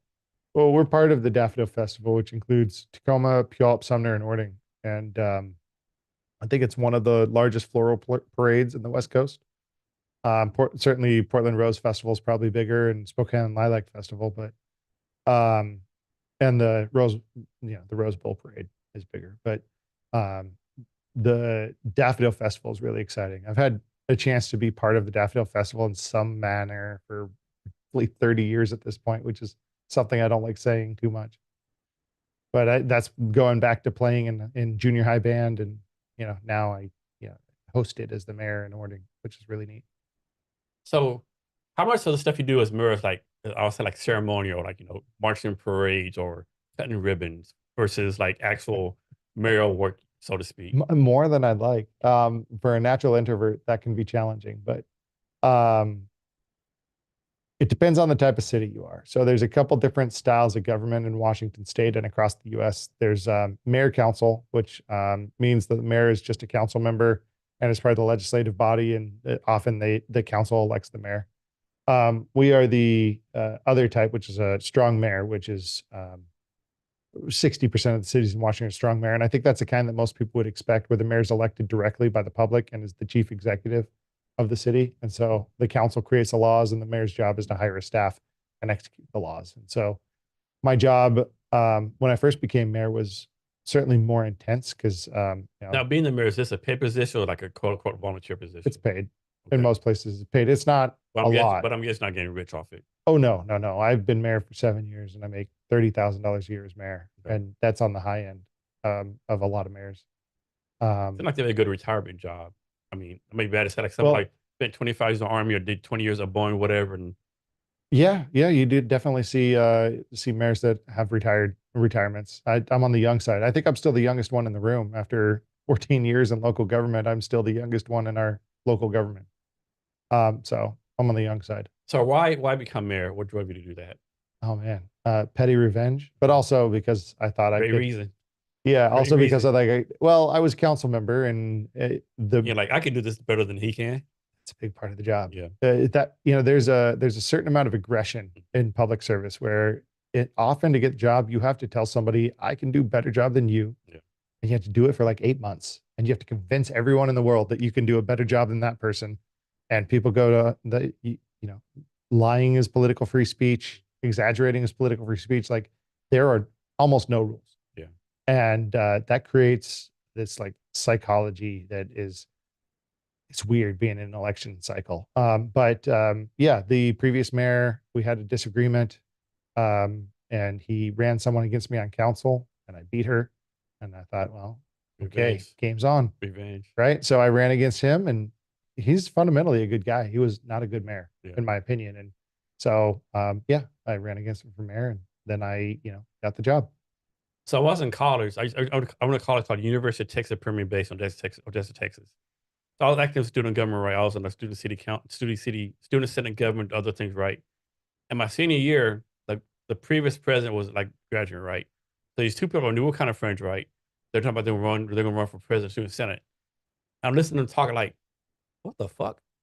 Like, I'm gonna run and beat both of y'all, right? And I ran got the most votes ever, right? Wow. Yeah. Wow. Yeah. Well, it's crazy, right? So I'm an introvert. Like I do a lot of public speaking. I still don't think I'm a good public speaker. But I gave a speech to the business club, right? Like 500 people. And Yeah. all the people said we voted for you for this speech, right? Cool. Which is fucking insane, right? Yeah. And like they sue people, like they're good people, like they're good people, like stuff they want to do, like this is insane. Like no, like no. And I ran, I won. Good. Fucking crazy. We need in public service. I just explained I'm the youngest one in the room, Mhm. and I'll tell you that there's not enough veterans that are running. Oh yeah, That's for definitely sure. not. Yeah, And I think they're still kind of jaded, like I can't change anything, and yeah. worried about the green weenie. But like, um, Do you know yeah. Susanna Killerman? She ran for city council out of DuPont a couple years ago. Then recently she ran for she ran as a Republican out of as a state representative in the DuPont district. Oh, really? Yeah. Is that? Can't remember who she ran against. Yeah. But she's a Air Force veteran. What is it? Is Twina Nobles? Now she's a senator out there, Yeah. right? But Yeah. she was in the House, I think, for a while. Yeah. So and it's Trina Noble's district, but in the state, Mhm. the Congress, I guess the it's House side. House side, yeah. Yeah. No, I don't recall who's the House member out there. Okay. Yeah, but But Susanna lost that one. that's tough. That district used to be a Republican district and Yeah. changed about 5 years ago. I think Senator Oban was the senator, and yeah, the district changed from under him. And I think you just see that sometimes in Yeah. politics where the districts change. I think it's still a very competitive purple district. Yeah. And I think there's someone running right now who will be really good in that district on the Republican side. You can see where I fall, but yeah, we'll see how it shakes out. So what's your take on this, right? Like for the longest time, I still do. Like I don't believe in term limits. My thing's term limits. The term limit says every 4 years voters vote them out. However, comma, like you have some people disagreeing, like Mitch McConnell, Lindsey Graham. I can't remember his name. I think it was O'Bannon. When we moved to 2009, he was like these career politicians, right? Sure. I don't know if it's a good thing, bad thing. Is like because it's hard. I mean, someone's been in Congress for 12 years. They have apparatus, they have the lobbyists, they have the fundraising mechanisms, and some like John Brown. He really has no Yeah. chance, right? Well, you'll never see term limits in Congress because that'd require an amendment to the Constitution. Yeah. And I think we're almost past the point of amendments. Yeah. The last amendment was in the early 90s, and it was about the pay of Congress at the 27th Amendment. But Yeah, America ain't doing that shit no more. that's why some people want a convention of the states, which I think is a horrible idea. Because once you open that, you don't know what you can get on the No. other end. Oh shit. Yeah, but you can't deny that the olds in Congress are ridiculous. The incumbent advantage is insane. Yeah. I have a good friend, former deputy mayor in Puyallup. Now he's a legislative policy analyst in Pierce County, Tom Swanson. And we were joking about this the other night. He had this brilliant idea is And of course, we can't change the system. But now imagine that Congress was like jury duty, where they randomly select someone, and for a year you're Congress. Like you got Congress duty. I mean, And you get I'm not hating that idea. and you get paid. I'm not hating it. You get paid like jury duty. Like you got Congress duty, and you're gonna make $15,000 this year, plus your travel claim that you'll get back at the end of the year. I'm not hating it. And what you get is you get a bunch of people who are like, fuck, I got Congress, trying to get out of it. But only bad thing with that is then I think the lobbyists really take over the power. Well, I think you get rid of lobbyists at that point, because lobbyists can't build a relationship with somebody who's got Congress, right? Like that, I think, and lobbyists aren't necessarily bad, but they definitely, you got these, was it called Crystal City out there in DC or whatever, where it's like you look across the river and it's Northrop and it's like all the big, like, that those skyscrapers are full of lobbyists. Yeah, all the pharmaceutical companies and stuff like that, and all the insurance brokers or stuff. Right, those buildings are full of lobbyists who are just trying to orient the game board for their own thing. But lobbyists are not necessarily bad. Lobbyists is how we get money as a city. Like we send a lobbyist to Olympia, we send a lobbyist to DC, and they have those relationships. So some lobbying is good. I don't know at what level it becomes bad, but yeah. So imagine that Congress was like jury duty. You could be dismissed for issues, and you're always, most people are trying to get out of it. And would it be any worse than what we have now? I don't think so. Yeah. How could it be? Go with the baseline of it couldn't be worse than what we have now. And how could it be? Yeah. So that to me is that's a provocative idea. If we're going to add an amendment to the Constitution, let's make Congress like jury duty. Like some of these congressmen on the national level, like both on the right and left, you're like, what the fuck? Like, are you kidding? Like, and you have to think, like, I'm not gonna name any names, so I won't get, but that's like, you have like a congressman doing stuff off the wall, like, and they get reelected. Like, you have to question yourself, what's the intelligence level of people in this district, right? They keep on reelecting this person who's obviously embarrassing them on both on the left and the right side, Well, I'll defend Congress a little bit now that I've just insulted them, but at the state level and at the federal level, there are political reasons why people take positions. And it's not, I'm representing my opinion. It's that I'm part of this team and we're trying to move this idea. And maybe I'm the fall person, or maybe I'm the person who has to be antagonistic to move a position. Yeah. Just like in football, you've got someone who's faking a blitz or somebody who's really blitzing or something. And you can't judge a football team based off an individual performer most of the time. It's like how they work in concert. Yeah. And at the legislative level, at the state and at the federal government, there are the people who just seek the limelight. Yeah. And you can't stop them. Like they're doing it because it's their drug. Yeah.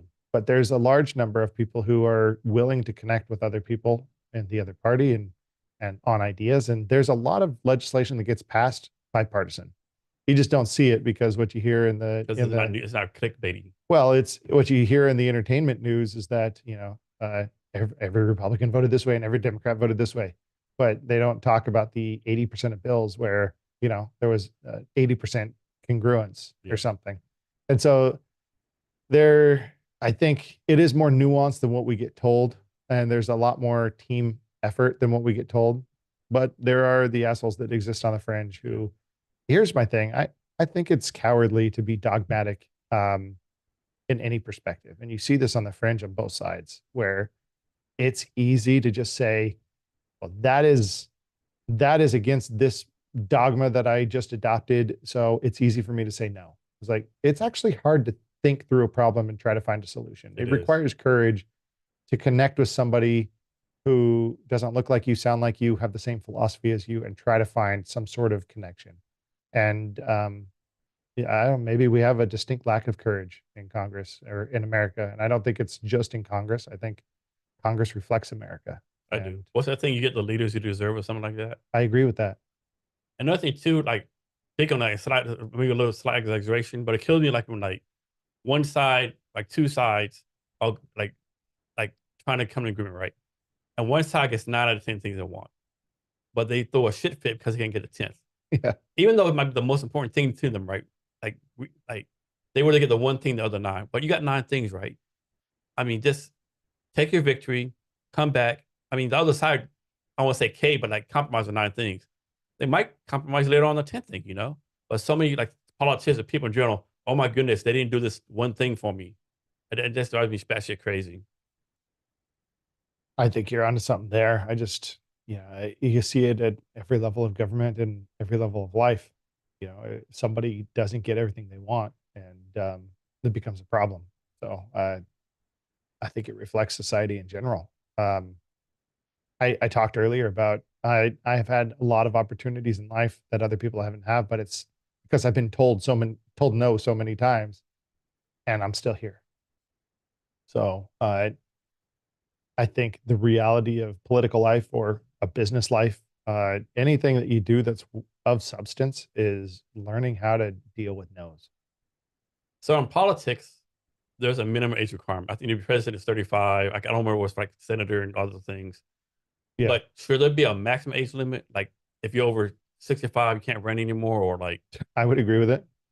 Again, you'd need a 28th Amendment at that point, but I think that I mean, you see it now. Both presidential candidates clearly have mental deficiencies, and I think it's age related. And I'm not going to say who's better off than who. I'm not even jumping in that race. I'm affiliated with a party. I used to be a party member, but um, I think it's if you look at both Trump and Biden right now, their age right now, they're both older right now than Obama, than Bush 2 and Clinton. They're older than the three previous presidents.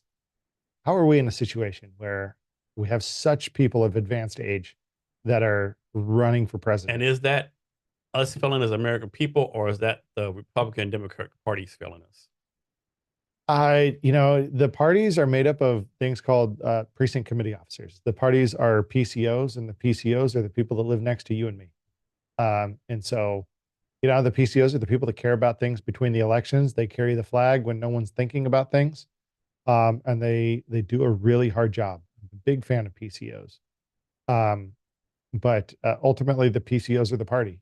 And if you feel that the party is failing, it's the PCOs that are failing. And I would argue it's because not enough people are engaged outside of work in their civic life. So we see it at the local level for government. A lot of positions have just one person running. You see it at the like fraternal organizations. There are no Elks clubs anymore. There's no going to the VFW anymore largely.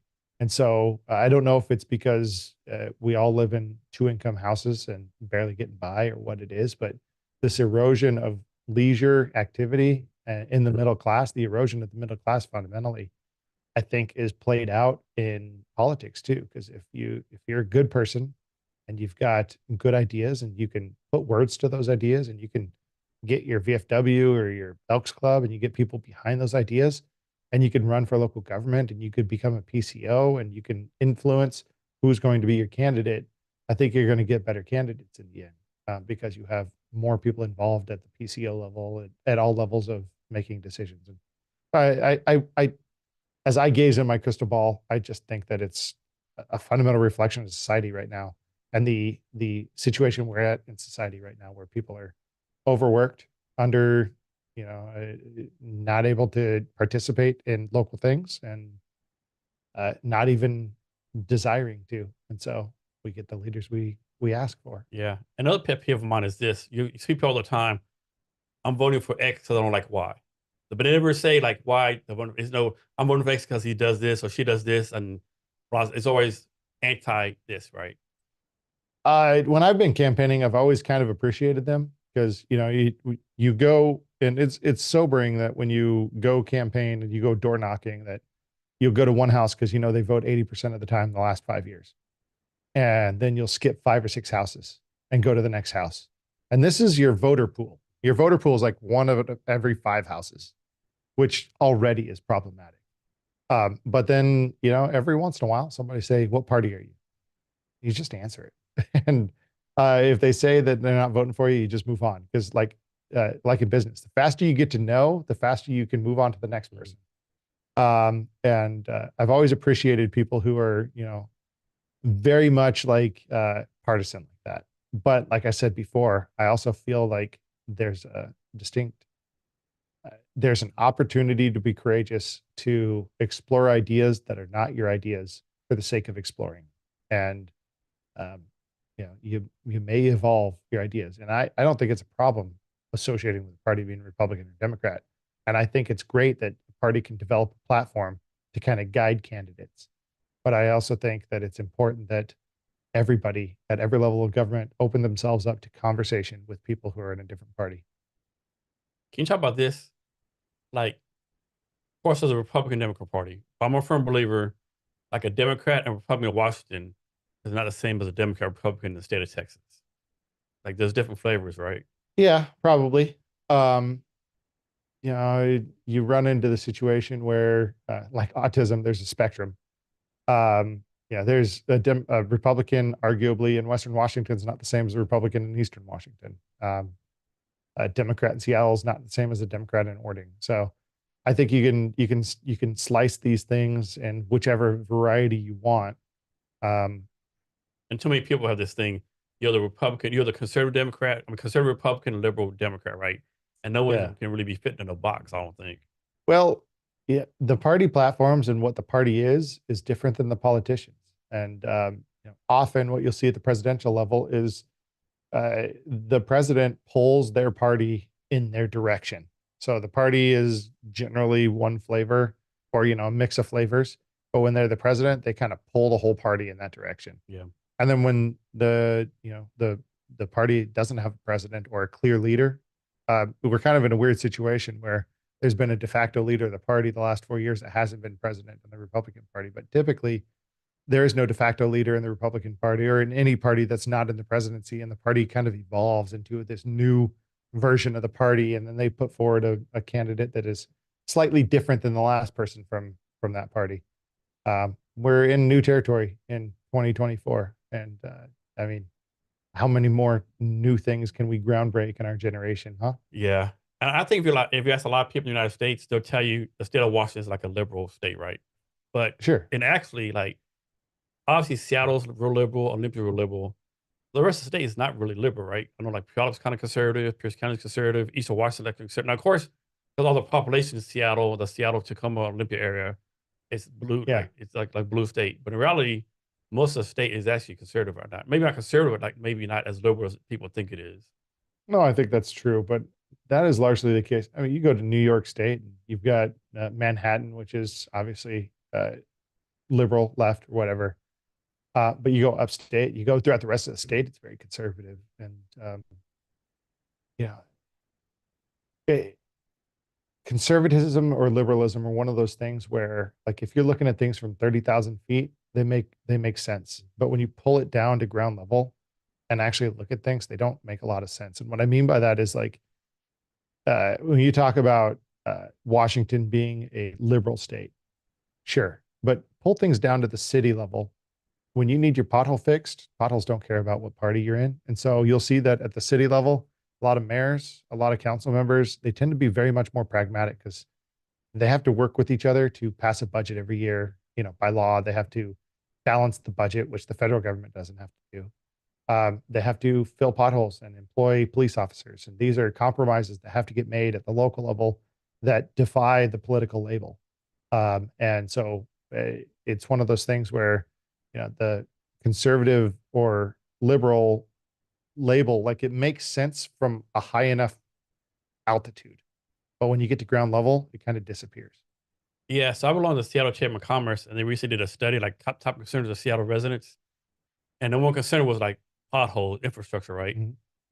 And number seven was like police interaction with citizens, right? Where a few years ago that was like number Yeah. two or three. Now it's like potholes, infrastructure, public safety is like top of the list. At the ground level, if somebody comes into most city council meetings and is like, I want to talk about who's using what bathrooms, or, I want to make sure certain flags are flown at certain times, or, I want to make sure that everyone can open carry in every place, they quickly get ostracized from the group because those are important ideas, maybe at the national level. Those are important constitutional issues, but at the local level, they're bullshit ideas. Yeah. At the local level, potholes need to get filled. Police need to get hired. And so I think people at the local have become immediately more pragmatic because the work has to be done, regardless of political bent. And yeah, I wish national politics worked more similarly to local politics. Um, and maybe Congress duty would be the way to do that. So how do you handle this, right?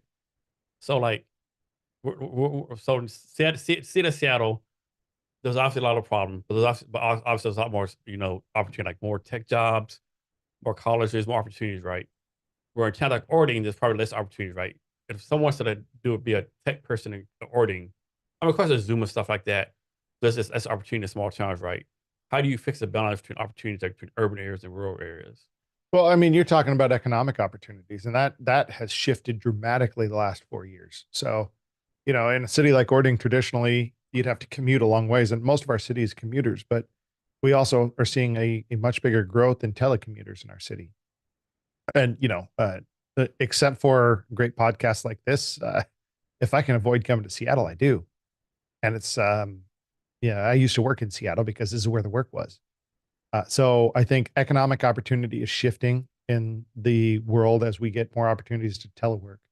Um, I would push back and say that, move outside of economic opportunities to personal opportunities, that you have a tremendous amount more personal opportunities in a city like Orting than you would in Seattle. For instance, um, pardon me, there's you can have a backyard farm in Orting. You can do a lot of things that you couldn't do in a more regulated city like So, Seattle. so I'll go ahead and ask you my follow-up question. Yeah. Why should someone move to Orting? Why should they move to Yeah. Orting? I well, I think just come visit Orting, take a look at our downtown park and the beautiful view of Mount Rainier, and the happiness of people when you go there. You sit down on the bench and see people.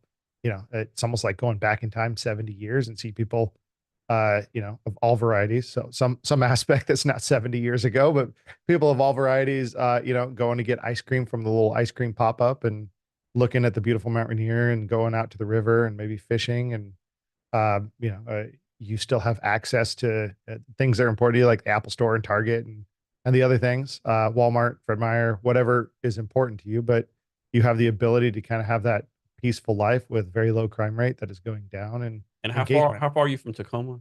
Like 30 minutes, I think. Yeah, 25 minutes, 30 minutes. Okay. So you still have access to everything that you get in urban life, but you also get that kind of slice of your own freedom. And I, to me, it's intoxicating. I think Orting is a perfect example of somewhere where people want to be. And so you're the mayor of Orting. You're also an entrepreneur. Mhm. Does anyone in the city ever say, "What are you doing? You should be focused full time on being a mayor. What's this entrepreneur crap you're doing? You're not focused what you're supposed to be focused on." Oh, every once in a while it comes up. I push back on that. There's 35,000 cities across America. There's 90,000 local jurisdictions of all varieties. There's something like uh, only 500 mayors or full-time mayors. So it is the norm for a mayor to have a day job or to be retired. It is the exception for a mayor to be a full-time 9 to 9, doing the job of mayor and administration um, in a city. And so every once in a while it comes up. But I think results matter more than effort. And that's not to say I don't give a lot of effort in being mayor. I've returned 30 million plus dollars in grant money to the city. We've positioned ourselves in a great place regionally. I'm part of the Puget Sound Regional Council Executive Committee, AWC Board of Directors, National League of Cities, advisory boards, and our council is getting engaged in boards too. And we're engaged in conversations like we've never been before. And it's because of the organizational strategy and not because of the hours work. And so I push back and say, look at the results, not the effort. You can require me to be there 9 to 9, and I don't think you're going to get a different result. So I think recently you were supposed to run for state Congress, but then they redo the district. That's tough. That's a tough way to lose. Yeah. So do you think that's like politically motivated the way they withdrew it, or just the way they withdrew it, or Oh, it's hard not to think it's politically motivated when 12 out of 13 districts are represented by Republicans and 6 sitting Republicans are districted out of their districts. yeah? Um, and I think I was political. I would think I was collateral damage, but the district was redrawn right around Orting, and that's tough. But the judge, I'll say my piece, he was appointed by Clinton many years ago. And if you play these political games and you get a chance to gerrymander, I would you mean, be capable of saying no? elections matter, right? Elections matter. Elections matter. Yeah. Uh, Now, I don't think he was a philosophical type person. I think he was more politically oriented. That's my opinion. But yeah, you just look at the results to try to figure out the motive. now, obviously, you wouldn't run unless you thought you could win.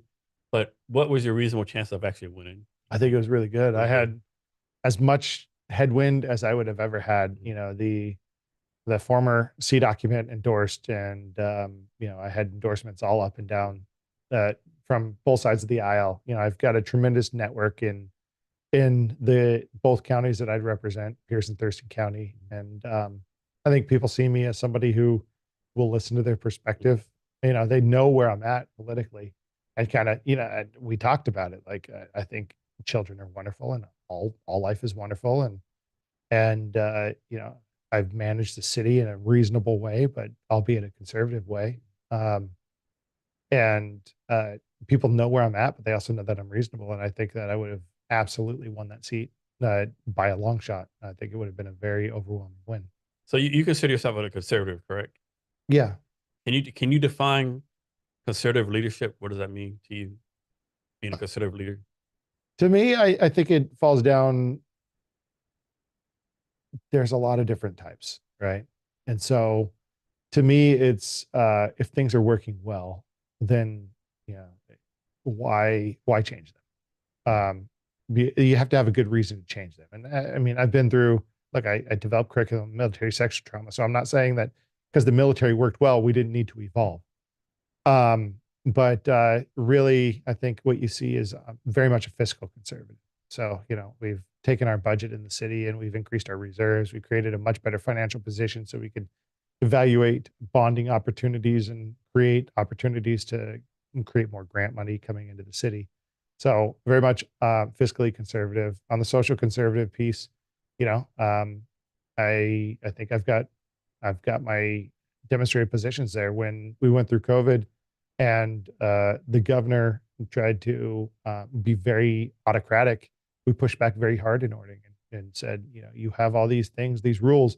If you want to enforce them with your police, go ahead, but I'm not going to enforce them myself. And so, to me, it comes down to looking at the Constitution and knowing the individual amendments and being able to apply them appropriately. And then also knowing the state constitution, being able to apply it. The state constitution, unlike a lot of other states, including Texas, by the way, um, gives local autonomy much more authority um, than mostly everywhere else. I think a good example in Texas, some cities passed a policy recently, maybe it was about housing or something like that. And the state came back and said the state's the ultimate authority on these things and overruled the city. So who's really responsible at that point? Is it cities or the state? And in Washington, we have very strong local rule provisions. And to me, it's about understanding my place in the chain and being able to protect my citizens uh, uh, from policies that are horrible and policies that are not very well informed. And so, how do I define conservatism? That's a really tough question. I think it's one of those things you see the result is like, do you defend people's rights um, above all costs, like above what is, what pulls on your heart? Do you defend their rights? Do you protect their money, which is in essence their life? Like when you earn a dollar, you're spending some amount of time to earn that dollar.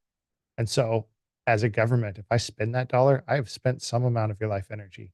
So, am I spending it in the right way, or am I taking the right amount?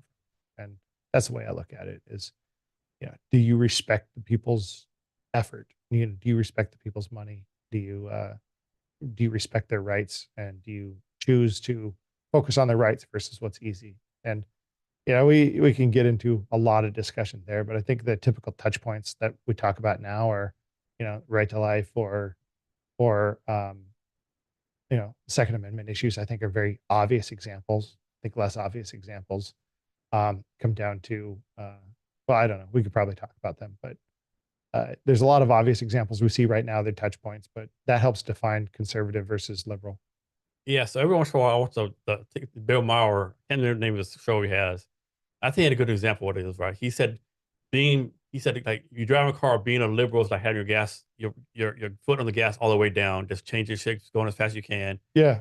Being conservative, like having your brake all the way down the brake, right? He said sometimes conservative, you got to let the brake off sometimes because change is good sometimes. Yeah. And he said, he's like, I like to have my foot on the brake, but not if I'm about to drive off the fucking cliff, right?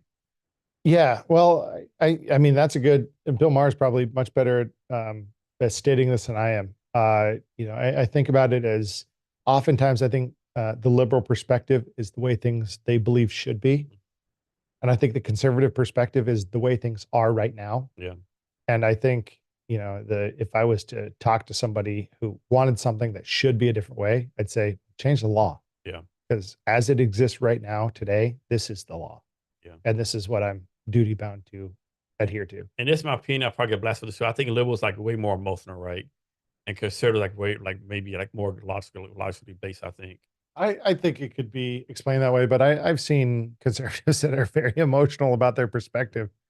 I think, you see this hate response, this like absolute antagonistic, all conservatives are monsters, all liberals are, monsters. And I think a lot of that's rooted in fear, right? Because if you're lucky enough to have to go through therapy, you learn that hate and fear are so closely related. Like a lot of times when people are angry, there is a nexus of fear in there, and that's what I think about when I think about why are people so angry at the national level.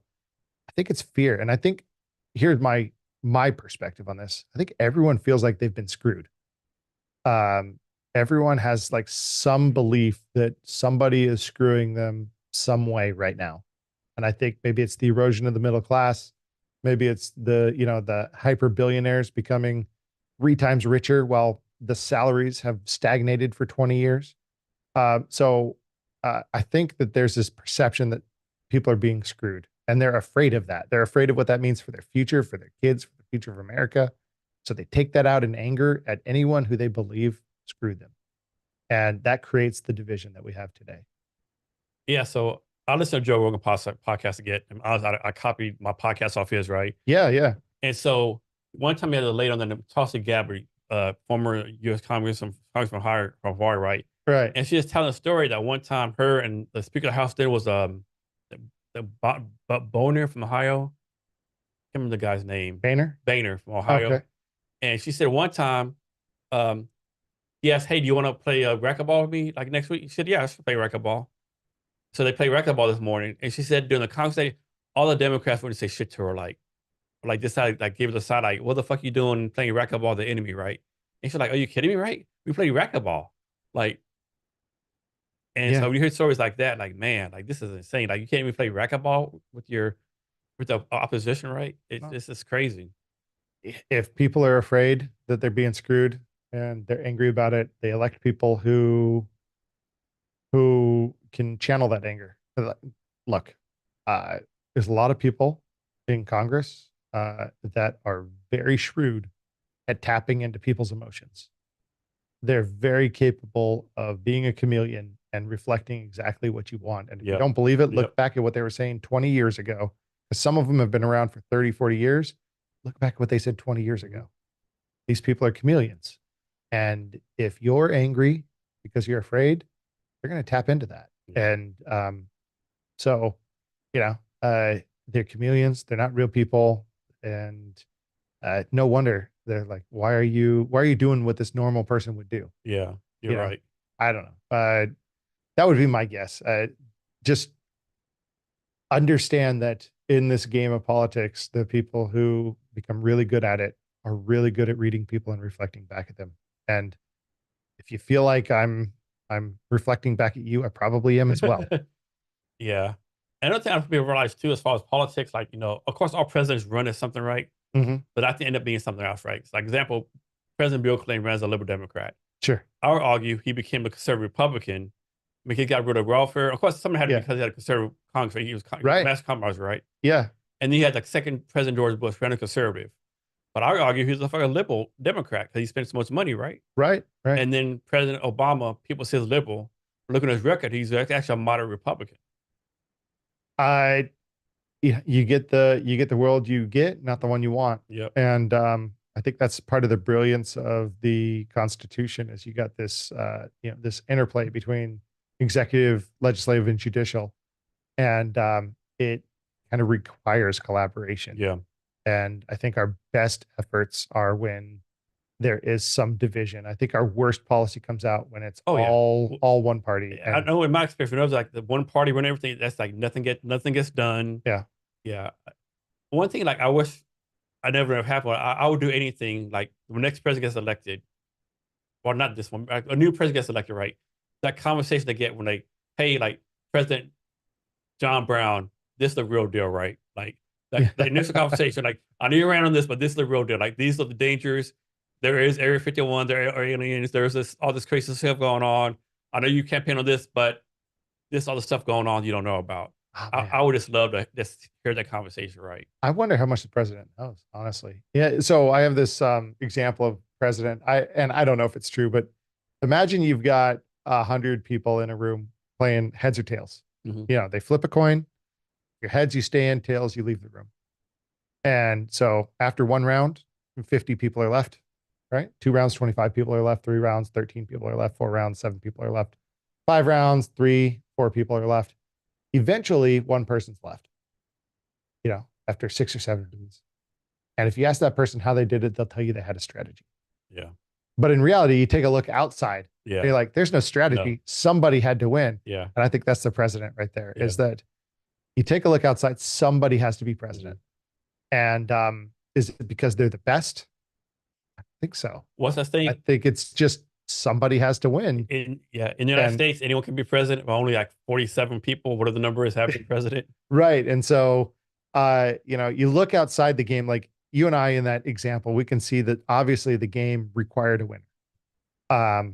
And the winner had a strategy, and I bet you the 99 other people, the next time they play the game, are going to use that same strategy, or some amount of them are going to use it. And some are going to realize it's a game of chance, and some are going to create their own strategies. But that's where we are in America, is that somebody has to be president. And I wonder if, the bureaucracy that exists beyond the president realizes the same thing and realizes that 4 years is the blink of an eye. Oh yeah. 8 years goes by super fast. Like I've been mayor for 7 years and I can't believe it. I'd be running for mayor again next year for, going on 12 years by the time I'm done. And I'm not old enough to have been mayor for 8 years and council member for 6 years before that and have, served in the military and had a career and done all these things.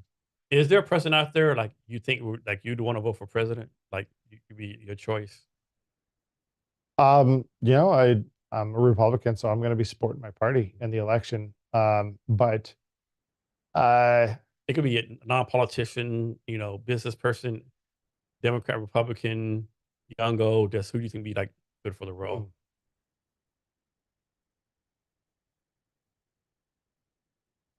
I don't know. I know some local politicians that would probably be good as president because they'd be thinking about, how do we fix the small things? How do we balance the budget? Yeah, some state representatives of some state. The hard part is I don't remember who was running last time. And I think it was third party. It was one of the libertarian candidates. Somebody asked him about Aleppo and he didn't know. And that was his big scandal. I remember that. Yeah, I remember that. That was his big scandal. He didn't know this one factoid about this thing in Syria. Yeah.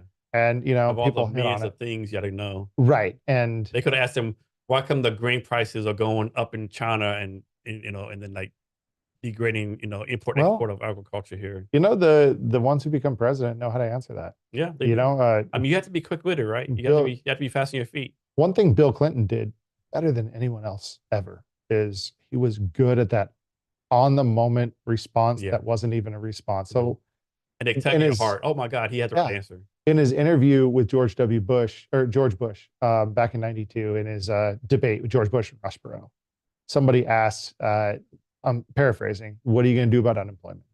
What are you going to do about underemployment? And rather than have an answer, like he walked like 3 steps forward to the lady. And it was, I believe, an African-American lady. And he walked close to her and said, I'm blah, blah, blah. I'm from Arkansas. What? Tell me about your story. shit, right? Yeah. Like he didn't answer the question at all. No. He wanted to hear her story, Yeah. but what a way to dance. Yeah. Like I mean, it's the game, that's right? how smooth he was. Yeah. And so like you want to know how to do rhetoric, watch Bill Clinton. Yeah. And I'm not vouching for the guy in any way. I just say, look, if you're going to be like, that's what separates, Yeah. presidential candidates from others. And Trump did it around issues. Like he has his blustery style, but he is effective at avoiding things he doesn't want to answer. Yeah. It seems like that's the trick of being president is Yeah. who can avoid answering questions they don't want to answer the I best. think Ronald Reagan was good at that. Clinton, I think Obama was good at that. They had that oratorical style, so to speak. Yeah. And you got George W. Bush who could dodge a shoe. Yeah. There's that. Yeah. So, what's your last question about politics? What's your vision for Orting, Washington?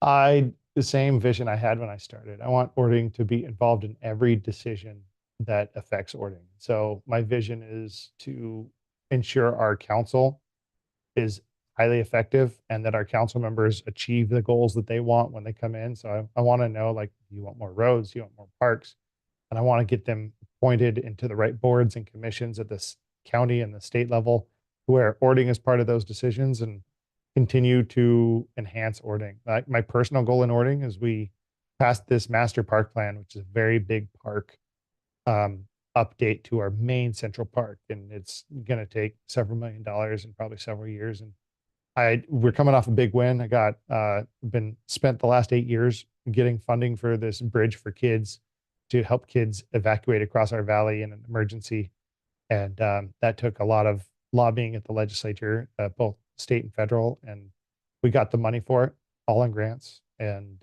that's going to be a big win. We just got our bid back, and we can afford it, and we're going to groundbreak this year. God willing, the council supports me later this month. So I think my last thing as mayor, because I think that this will be my last term, this one coming up.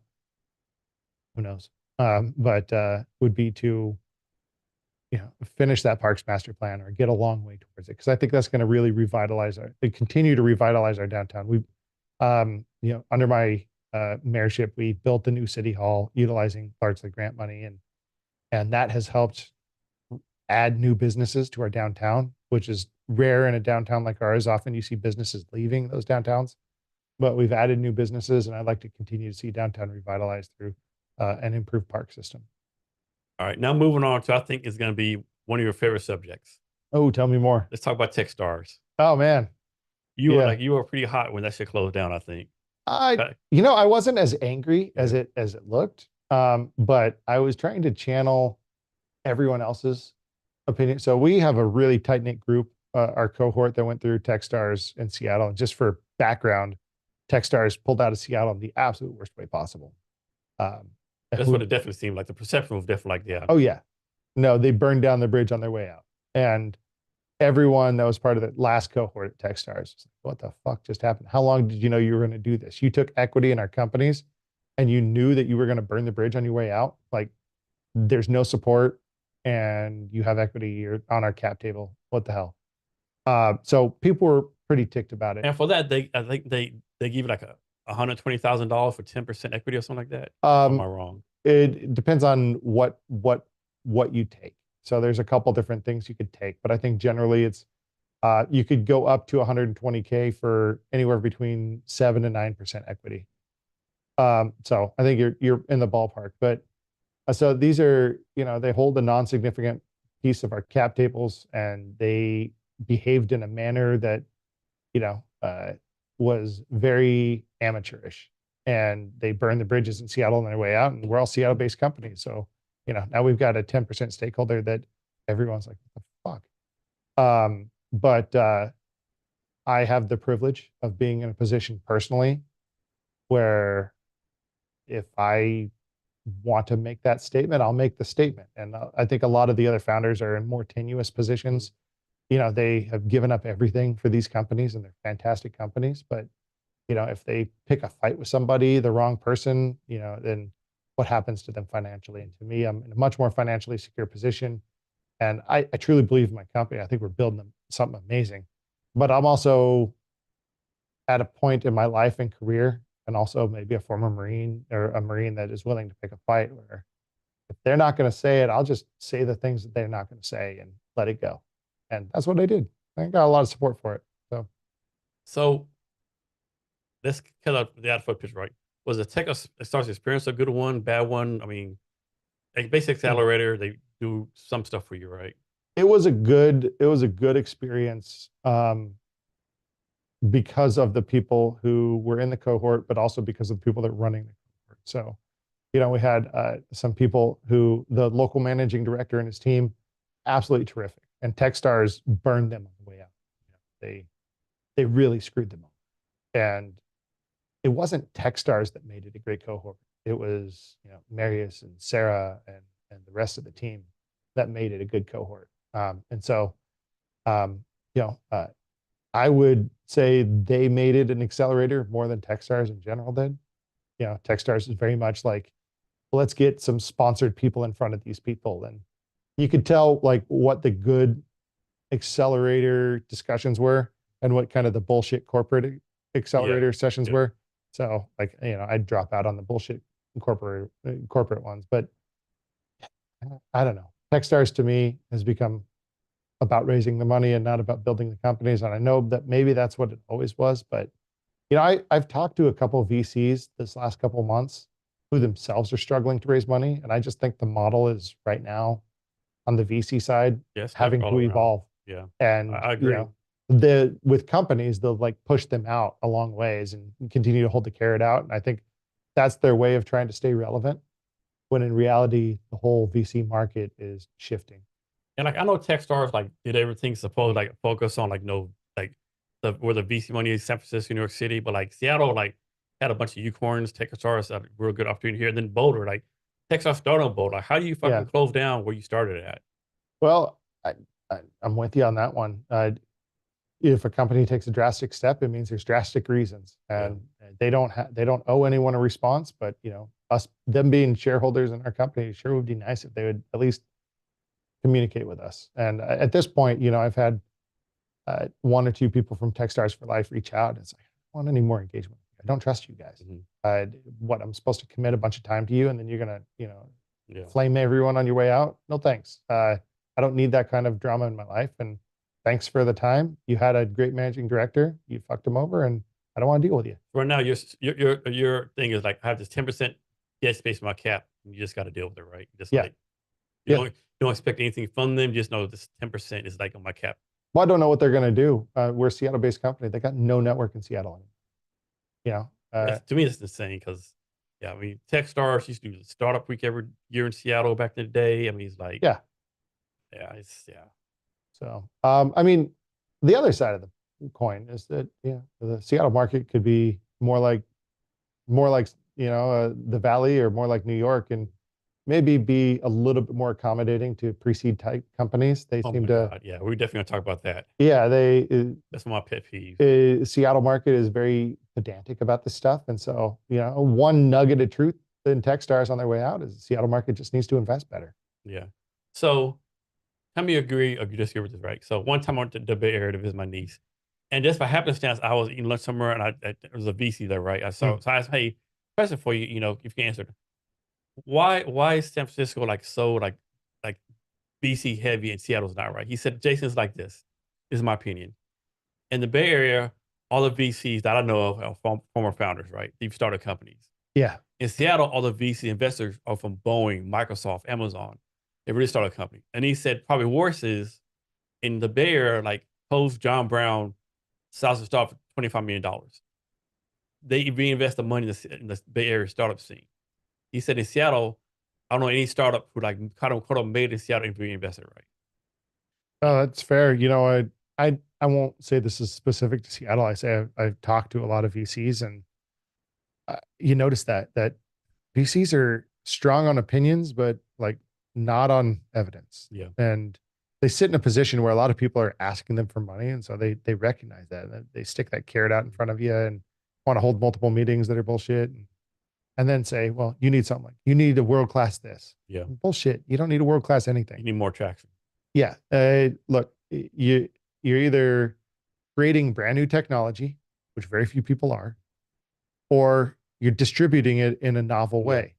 And You don't need a world-class whiz bang software engineer. You don't need Wozniak. Mhm. No, You no, know, no. you don't need Wozniak. You need Jobs. Yeah, You need Steve Jobs, not Steve Wozniak. Yeah. that's true. And you need somebody who can sell. You need a new distribution method. And I just, that's my one opinion, is that a lot of them are really stuck on this vision of a tech company that Yeah. is You scalable. gotta have And a tech co-founder. yeah, You need an MVP. You need this, need that. why? You know. Yeah, you need seed level traction to get pre-seed level funding. It's like, Oh man. So recently, I'm actually doing fundraising right now, right? yeah, And of course, like I'm not. So I'm a BDB HR tech startup. I'm not reaching out to like consumer tech B round people, right? right. I'm reaching out to like early stage. Let's say on the website, early stage B2B HR tech staff, right? Yeah. So many times they come back, oh, we're A round. What? It says early stage. No, early stage A round. In what fucking world? Like, Everyone wants guaranteed return on investment, right? yeah. And I definitely think too many Seattle investors are more like small business bankers versus investors. yeah, well, I think you're right there. And I'm sure somebody's going to correct me on the math here, but when they lead and say, well, we're only right 10% of the time, I think, well, then you can't pick anything better than a coin flip anyway. So Exactly. Yeah. it, go ahead and be right 10% of the time, but stop with the advice. Yeah. Start picking people. Yeah. So I had a friend, man, I can't remember her name, unfortunately, but this happened maybe 5, 6 years ago. She had like a sales platform, some kind of sales tech platform, right? No one in Seattle would even talk to her, right? Yeah. And so she had to go, she got a job in New York City, moved to New York City. 6 months later, she got a seed round in New York City, which is like $1 million, right? Wow. And of course, everyone in Seattle tried to jump in the bandwagon, right? Sure. And then a year later, she raised $10 million from Austin, VC. More people started trying to jump in the bandwagon. He said, like, Jason, man, I don't deal with these fucking fake fuckers, right? Fuck them. Yeah. I said, I understand you, but that might not be the best attitude to have, right? I think, I mean, that's part of the attitude you have to develop in this Mhm. one. That's for sure. I know for me, I want to get to know as fast as possible at this Yeah, point. And to me, it's about protecting your time. yeah, Is that if you believe something is, you either got time or money. yeah. And if you got money, then you don't have to worry about time so much. And if you've got time, you have to worry about money a lot, right? So, um, to me, it's protecting your time is the most important thing. So how do you manage your time? Like, obviously, you're doing the mirror stuff, you have the family stuff, and then you have the startup, right? So with startups, you're either like to me, you're either like building a product or networking, right? Yeah. Some people I think spend too much time building the product. Sometimes people spend too much time more networking. Like, how do you make sure everything's in sync, so to speak? Well, I think that everyone wants to create some sort of repeatable paradigm. And so they split things up into product and sales and innovation. And you split things up because we have that natural desire to split things up into different things. For me, I think that they all are informing each other. And so I am lucky in that my company, Inquisio, we are building workflow solutions for public agencies that look very similar to the one that I'm the mayor of. And I was gonna ask you later, but I'll ask now. Yeah, Was that based on a problem you had as a mayor? 100%. Very much based on problems that I have and that every other jurisdiction I've ever talked to has the same problems. And it it's not because they aren't using world class software, because they surely all use Microsoft or Google. It's simply because no one has figured out how to distribute a solution into these jurisdictions that works. But a lot of my work informs the other part of my work, so it's really hard to say when I'm not influencing opportunities for the business. I don't work from City Hall, right? I cannot break that barrier. Like, I have to keep my city work separate from my personal work. That absolutely has to happen. But I'm informed by my city work in ways that do work into my private work. I know the problems because I've been the organizational manager of a city for 7 years at this point, because I work with 281 other cities in Washington and I travel to cities around the country. Like, these are the problems that are pervasive. And so, like, that informs the work that we're doing in Inquisio. I know that. And so when we talk about who's the product expert at Inquisio, sure, we've got pilots, but we are the product experts. the people on the team are all government people like me, and one or two technologists that aren't government people, but we're not we're not seeking out the customers as hardcore as every VC in the world wants us to. And if I had one pushback against Techstars and their cohort in Seattle, is that I think they were far too focused on traction for a typical B2B or B2C business, and that traction is not as important in the B2G. The relationships are the most important piece of B2G, because those relationships are very difficult to get for someone who doesn't come from inside the industry. That's one thing because me too. Like you have like some like startup people that'll say like, you know, I'm exaggerating. They'll say like, it's too much. You need an MVP, 100 customers, $1 million MMR, right? And like too much, right? Which is insane. Sure. And then they'll say, but it's not a sprint, it's a journey, right?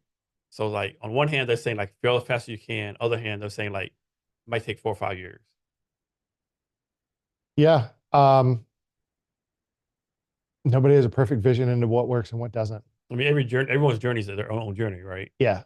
And I know that getting someone to part with their money for investment really just comes down to, can you tickle the place in their gut where they feel confident? Because they're going to come at you with a structure, but I think most of them, they decide within 10 seconds if you're Yeah. the person. And do you look like the person they want to invest in? And I think that's where you see a lot of the bias creep in here. Yeah. I mean, look at who people invest in. They're all Chats and Chads and Kevins, and Yeah. there's obviously a huge problem. They graduated from Stanford. Their granddaddy graduated from Stanford. Yeah, there's a huge problem of diversity in this area, and it's because I think it's that implicit bias that is just right there in the very beginning. Someone's made a decision, and you're the right person, or you're not, and then you got to do this dance for 30 minutes or an hour or 2 meetings, and the faster you figure out what that initial decision was, I think the better off you are. Yeah. I seen a stat a couple months ago, and I'll make this number up. Like in 2022, VCs invested like, we'll say $10 billion, like, minority founders, right? 2023 went down like a billion. So almost like a 90% decrease in 1 year. Wow. I mean, I'll make the numbers up, but I mean, like and then of course every year females like ridiculously. What's crazy, like female founders get like such a low amount, but everyone agrees that female founders like outperform male founders, like you said, so just Sure. the mathematics and the logic just doesn't add up for some reason. So is a bias? Is like another thing too, it kills me too. Like you have these VCs, they'll say, we want to improve our diversity funding, right? But then they'll say, only reach out to me if you get an introduction. Like The introduction thing to me is silly. I agree. Everyone, the whole "I need you to introduce me to someone else" thing, it's just the latest game. There'll be some new game in the future. Yeah. Yeah. I thought I had an insightful position there, but it really is. I think a lot of VCs smell their own farts, to be honest. Yeah, you're right. Yeah. But some of them are doing good things and And like leading you to said, my thing development. is like, how can you think you're really a good VC if you're only successful 10% of the time? Yes. If it's 10% of the time. Right. Be a little bit humble, Right. Take a chance. Well, but then again, if I had $10 million, I don't know, maybe my attitude probably be different too, That's true. What do you do? How much money do you got? Got 100 million, you're probably easier to spend the first 10 million. Yeah. Plus you invest other people's money too, So well, that has it too. I don't know. It's tough, Well, I'm not convinced just economy wide, like VCs and private equity are honestly the best path. I think it's just where we're at now. Yeah. And if you look like, although I think it's called dry powder, all these VC firms, they have dry powder, right? Yeah. It's out there. It's just like they don't deploy for whatever reason. I was listening to this it's not a podcast, a video cast, Cool Worlds earlier. It was about AI. And it was talking about whether or not we're in a bubble. And Mark Cuban had a perspective on it. He says, well, there's no one actually going to IPO right now. So how could you be in a bubble? Yeah. And I think that there's perhaps a fear response industry wide that maybe, there's some technology driving a bubble. But do we need to be afraid of bubbles? Like a natural consolidation of markets need to happen anyway. But again, they're managing someone else's money. So maybe that's what's driving them. Yeah. Because he was on the next Freedom podcast a couple of weeks ago. He basically said the same thing. Yeah. Yeah. Basically said the same thing. I'll tell you what, the number of 19-year-olds that I've talked to at VCs that know exactly what they need. It drives me nuts. And they all kind of look the same. I don't know if you know what I'm talking about. Yeah. Like, oh, okay. You're a gatekeeper. I get it. But did you like, were you born in the same family as the last one? Like, how do you look exactly the same? Have so much confidence in what is needed and not, but you know, you don't even know my industry. Yeah, I know. So your company name, does it represent something or is this a random name? Yes. It's Latin, I think, for like inquiry, Okay. questioning. And picking a company name is surprisingly difficult. It's hard as fuck. Yeah. And you know, I didn't know we had like hundreds of names off Chat GPT running it through, and Inquisio was the one that just floated to the surface because it was kind of, you know, a lot of what we're doing in Inquisio is about helping governments find information better and helping people to find what they need, you know, to improve their processes. And it just fit. So this is still my name, right? So when I started my company, I said I'll never be the douchebag who names his company after himself, right? Like I'm not doing that, right? But man, I was like going through different names. Of course, you know, someone had the Yeah. .com or someone had it or blase blase. I spent like 3 months trying to find a name, way too long. And finally, do you know Nick Hughes from Founders Live? No. So he wants like a startup pitch competition. Nick Hughes. I said, man, Nick, can you help me out? I'm having a problem. Like this name of cabinet's HR, not like there's some Polish name like a Wallowitz or you know something else. This name of cabinet's HR. Like I don't be a douchebag though. There don't seem to be a douchebag. And he said, I think I know like all the companies like Harley Davidson, you know, Ford Motor Company, Yeah. Gary Vaynerchuk. Oh, okay, no worries. And people often say, you're gonna change your name. Like, I'll change it if it was something like, come on, right? Like, Yeah. you know, it's like I'm not naming like, you know, Bourbon HR or like it has to be something meaningful, right? And like I had one name, I wanted to name it like Jumpstart HR. Someone had that name, but yeah, Yeah. it's, you know, and plus you have to get the .com, .co, .io, the Facebook, the LinkedIn, all this stuff. Another name I had, and then but a company in Singapore had it. They weren't HR company. They were like some kind of manufacturing company in Singapore, right? Had the Okay. name I wanted, right? So yeah, Yeah. that's how I name it, Cabinets HR. Interesting. Well, I mean, it's unique, right? Yeah. I know there's another Inquisio.com, sadly. Mhm. So we're .ai, but Okay. you know, when we hit it big, we'll figure out how to purchase it. Oh yeah, yeah, You know, what definitely. is it? One of the things that like we knew that there was an Inquisio.com, so we considered changing. But if you look at Zoom, Zoom is not Zoom.com. No, it's not. It's And not. so Yeah. if you got the right thing, it doesn't matter. So that, like our website, it's kind of our old idea on our website, but our clients aren't, they're not searching the web for what we do. Yeah. It's, you know, the, if we make ourselves the verb in their language Mhm. or whatever, you know, Yeah. the actual statement in their language, then whatever our URL is doesn't really matter. Yeah. Another joke I heard, like as far as like investing, the joke was like, you got the best idea in the world. This idea is like because the cure cancer, whatever. They want to invest in you, but if you come with them, hey, have a food truck that uses AI, Yeah, that's millions of dollars in you, that's true, and right? then they'll say, have you coded AI? No. Okay, here's $10 more million. Go hire AI I coders. like it. Well, we started as Inquisio AI, Huh. and then quickly in Techstars, everyone just started referring to us as Inquisio. So we're still technically incorporated as Inquisio AI Inc., right? But we just go by Inquisio, right? On the shirt, Yeah. like because I think the AI thing is almost becoming you know, an anchor around people's neck Yeah. because oh, you're just another AI startup, Yeah. Is your startup an AI company? kinda. Kinda, sorta. I mean, we're not creating any new AI. We're Mm, definitely leveraging existing models in new mm. ways. At some point, we'll probably branch off of So something using from Hugging ChatGPT a Face. lot for a lot of stuff. We actually use ChatGPT quite a little bit. We were using Gemini a lot, but Gemini. we're potentially shifting here for Okay. a number of reasons. One of the big pieces is segmentation of data, Mhm. and some of the tools they have on Gemini or through Google Cloud just don't allow for it as easy as we'd like it to. And so, you know, I think just getting into philosophy here is that a lot of the tools right now in the market around AI are just like, what data can I throw into this giant pool of data, and then run a query engine against it, and that's essentially every AI startup has that on the back end. They're just doing it in a different package.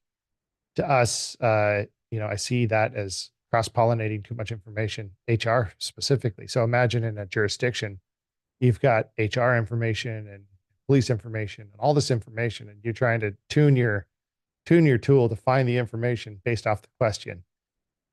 But you don't want it to bring back somebody's HR records, or you don't want to bring back a police, incident record.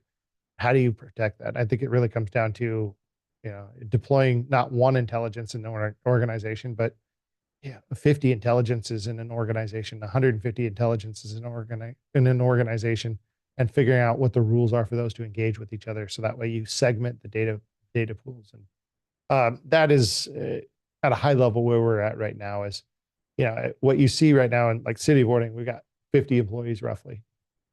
I think in the future you'll see a city like Orting with 50 employees and 3,000 AIs, all working in concert, rather than one AI that has access to everything. So Inquisio is a platform. What's that? It's a platform. We'll be platforming technology into these jurisdictions for sure. So is there certain, I mean, this is like for city governments, correct? Cities, counties, yeah. Is there is there a certain size government you're going after first, or certain revenue, or certain whatever you want to call it? Our focus is jurisdictions under 50,000 constituents for a number of reasons. Largely because you get above that, you got internal IT teams, and it's very hard to fight multiple layers of no's, right? You got IT teams who think they can do it. And I think a good example, I won't name the jurisdiction. I met with them. They said, we're very innovative. We like to adopt new technology. I think you know where this is going. So we go through the whole process, and it's a large jurisdiction, and large-ish. You'd know it if I said it. And met with their IT team, met with their attorney, and they said, well, we're not going to do it. And what's funny is I just met with their point person at a conference I spoke at last month. I said, hey, that was a great discussion. I've put together this GPT bot that kind of does what you were talking about, but I'm running into token limit issues and running into all these other issues. I said, oh, that's great. Let me know if you need some help, because we could have had that deployed on your network, 6-8 months ago, and you wouldn't have spent all this time trying to build it yourself and still not been able to do it. But I think that's what happens when you go to the larger jurisdictions right now, is that there's just so much bureaucracy. They're just not ready to innovate. So smaller jurisdictions is definitely our bread and butter. And how many customers, users, et cetera, do you have right now? We're not out of pilot. So okay, still we've pilot. got some pilots. Yeah. Okay. Is anyone using your pilots? Yeah, we've got a couple jurisdictions using our pilots. Our pilots right now have been in our initial idea. Actually, so if you look at the city of New York, they put out chatbots on their website, and the chatbots started responding back with information that was not very accurate, which by itself is, I think, not to be, and it's not unexpected. If you think about these AI bots, they're not going to be far more accurate than you would if they asked you a question. Like, I think we've come to expect Excel, when we plug in 3 + 3 in different cells, the sum is going to be 6. But with AI, you're going to get 7 ± 1, which is also true, but not as accurate as we'd hope. So New York, they deployed these bots on their website and tried to create public engagement and stuff. And that's not exactly what we were initially building in Inquisio, but it definitely is a big component to our initial pilots. But we quickly realized that I think the public component of what we'd like to display to the public is not ready yet. And I think that's where we're at in municipal government and government in general. Government's not ready to display chatbots to the public. A good example, Washington State Lottery had a chatbot where you could imagine what you do with $1 million, right? And somebody, said, show me a pornographic image of somebody, right? And it did. So that's just the problem right now in government with having public-facing chatbot. But if you start to adopt a person in the middle loop with these chat interfaces and start working on workflow, it's immensely helpful. So like internal to an organization, if you've got questions about some issue, if you got questions about that issue, you probably have some insight and context into what is a right answer and wrong answer, and can continue to evaluate and engage in ways where you can elicit an answer that is what you're looking for, or a product that you're looking for. So not just a question and answer, but also producing some product. And so through our pilots, we learned pretty quickly that we got to pivot more towards the workflow piece, because that's where the value's at. So from your pilots, what are some lessons that came back that you maybe were not expecting to Well, see? that first one was, I thought that we had a home run with public engagement with things like municipal codes, and realized that, we thought that you could throw everything into a lake, everything into one data pile, and you could search against it, and you can, but you get some very curious responses. And what we learned in our pilots is that you've got the laws, the municipal codes or whatever. Then you've got the policy, which is built to interpret the laws and apply the laws.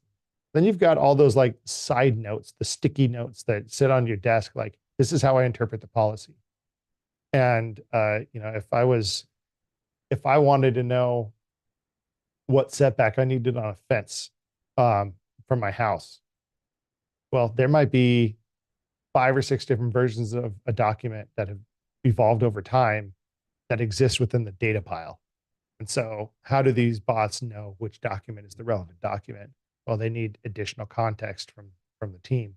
Those sticky notes are important. So how do we capture that? And I think that's one of the big lessons we learned, is that it's not just about all the data, it's about all the context that exists within the organization. And how do you capture that? And that's the value of the person in the middle. Talk about how you figure out your pricing model. Well, our initial concept was that it would be based on constituency count. So, I got 500 residents, then it would be something like $3 per resident. And that the driver of cost and effort would always be the number of residents in your organization. We're definitely moving more towards a licensing model, where it's something like $500 per license per year, which is entirely affordable for all jurisdictions of all sizes, but also scales with the amount of use of our product. So, a city like Seattle might need 5,000 licenses. I don't know how many licenses they need, but something like that. But also the complexity would require, 5,000 times 500 would require that, 5 million. I don't know. No, it's not 5 million. That's not enough zeros. 500,000. I don't know. You tell me. But it would no, we're talking, it would be 25 something. 5,000. Whatever. It would it would require a commensurate amount of effort on our side, not just in data, but in actual onboarding and deployment. So, And are you building this all yourself? You have like tech people building this for you? I'm not building it myself. Like some of the early prototypes of what we were doing in Inquisio were definitely me, and leveraging some machine learning stuff that I'd learned over time.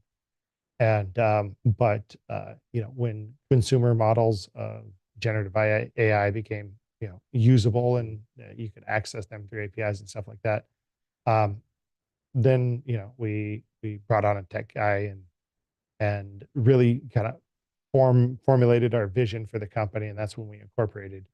So now, as the co-founder, because there's several co-founders, and CEO, I think my job is to be the guy out there talking about our company, and saying why we're wonderful. And it's not the best use of my time to be neck deep in code. Like, I'm probably more of a product / marketing / CEO. So how many co-founders are in the startup? But technically there's 5 of us that co-founded it. Okay. And all 5 are still involved? No, we've got one who is super minority. That's my brother. So we could have named it Penner and Co. We probably should have, right? Other than Inquisio, but he's a super small shareholder. He was definitely involved early on, but is not that involved now. One of our technical co-founders, or our most technical co-founder, software engineer, he's on our board. So he has that supervisory role of technical on the board, that kind of thing. So then we've got city administrators, co-founder, and he definitely knows the use case. Me, obviously, And we had an attorney that we added as a co-founder, and that has been absolute gold because, as you know, attorneys charge by the hour. Yeah. But if you got an attorney that's a co-founder, you might just be willing to do some things gratis. So talk the process of deciding and figuring like what equity to give all the co-founders. Oh, well, we went through a lot of different options. I mean, it was out on the table. Maybe everyone gets 20%, which is, thank God that's not what we did. I think that you have to have those hard decisions. We ended up doing a calculation based off of how much money people were bringing and what their work effort was going to be on a vesting schedule. So you bring a certain amount of cash and you buy a certain amount of shares. And that had something like 60 or 70% weight because money early on is absolute gold. And then the rest of the weight was towards vesting, effort. So what is the work that you're going to be doing? And you'll be vested those shares over time. And so it ended up being, no one has a majority ownership simply because we're split 5 ways. But, there's 2 of us that have,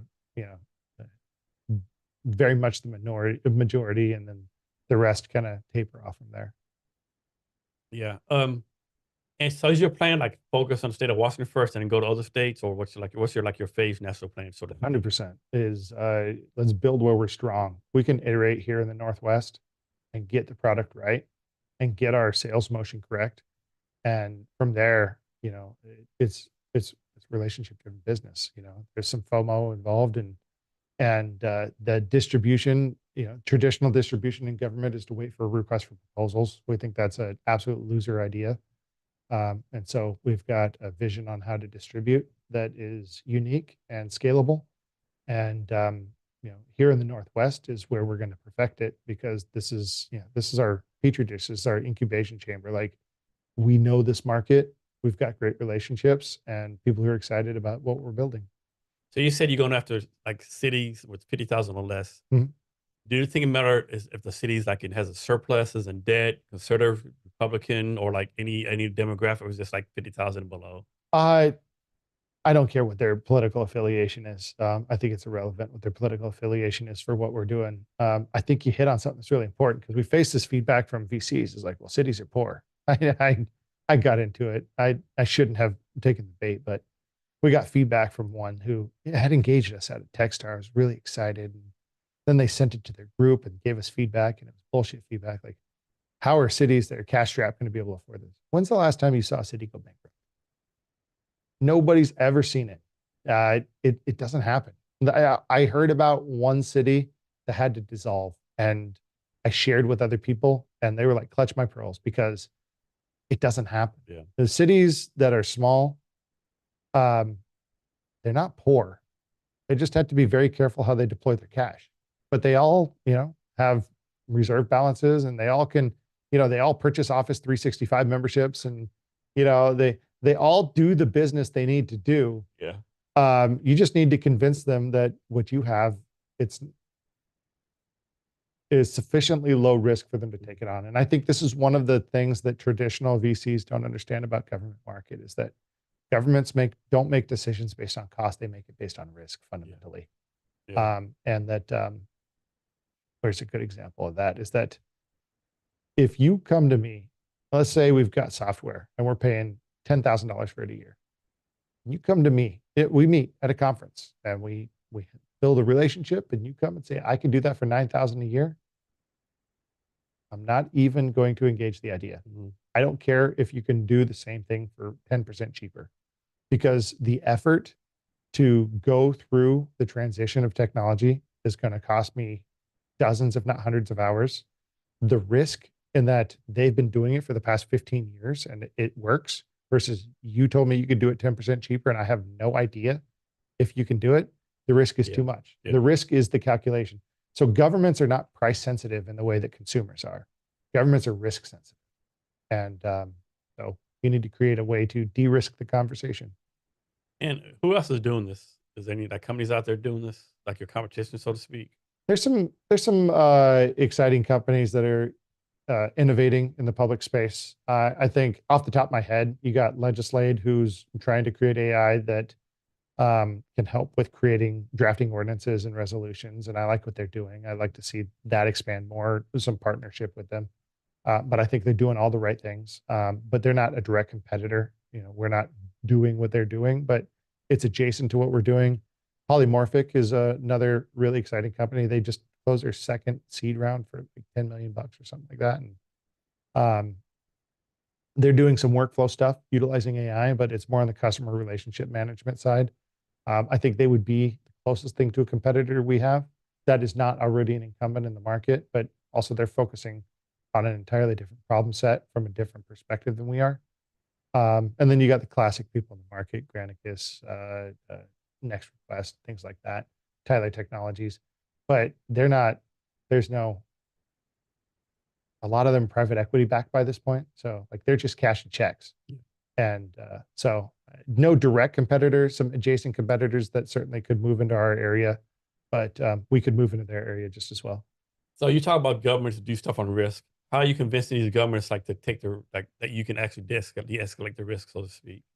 Um, well, relationships obviously important. Understanding what their risk environment looks like right now. I think one of our things I can tell you is that the value of being a mayor, and it's not that I get the job and get the interview with another mayor because I'm a mayor, but when I sit down across from them at a table, I don't have to convince them that I know their problems. Like they know that I know their problems, and I know that they know that I know their problems. So we could jump right into, you have 4 clerks, you have a wait list on responses to public records requests that is 30 days long.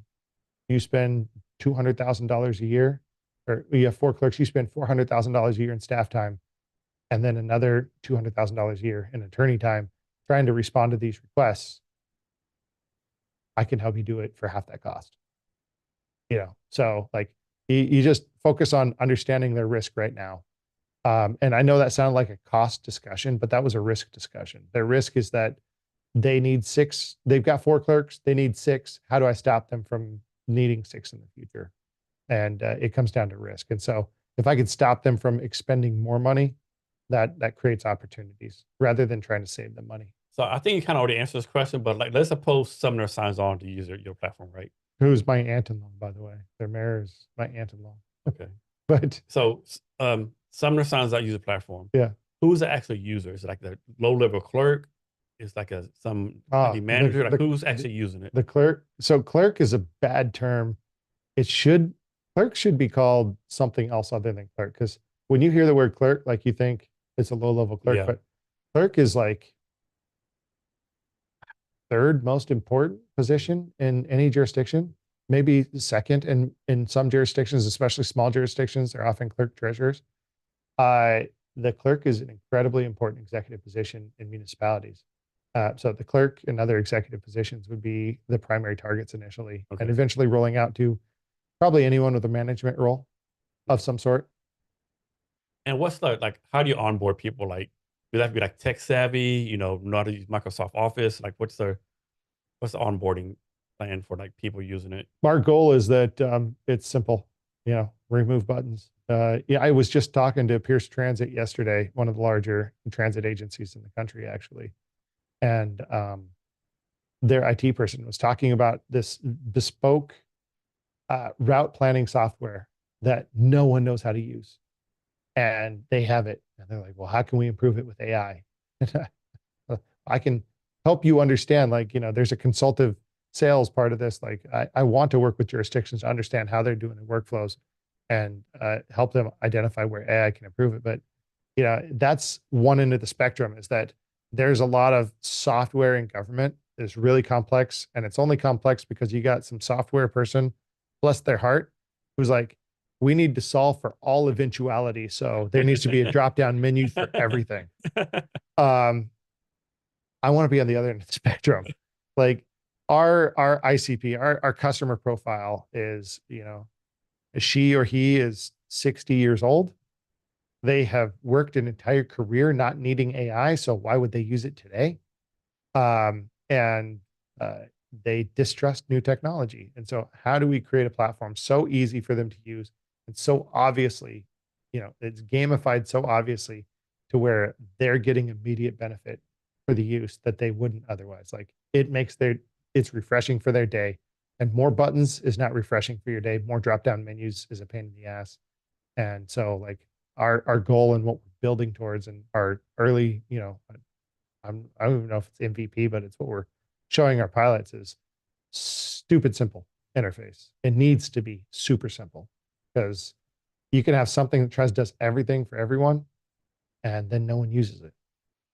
So you're a mayor, you're an entrepreneur, you're a father, you're a son, you're a husband.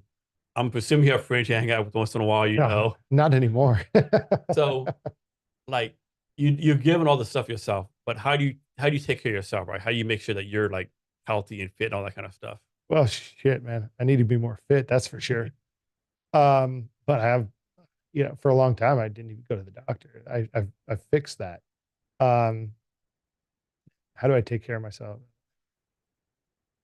That's a tough question to answer. Therapy was helpful.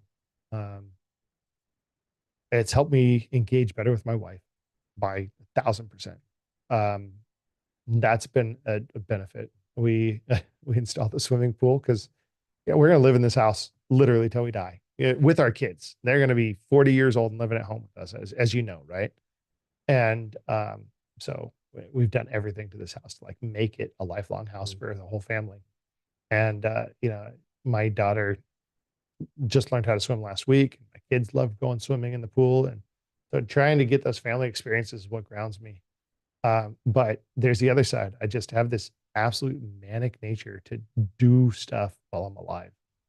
And I told you I was unraisable at 5 years old because that's what I was like at 5 years old. I was, you know, just constantly inventing new things and creating things and wanting to do things.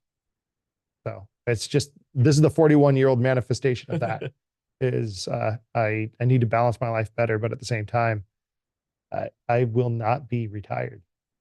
Yeah, I can't imagine retiring either. Like, Yeah, it's here instances where someone retires and 2 years later they're freaking dead. that's what's going to happen. As So you got to use your brain. yeah, You got to do. I mean, even if you stop working, you got to do something. I right. think. What's tough is that when I was younger, I thought so much faster, and I can physically feel myself thinking slower than when I was younger.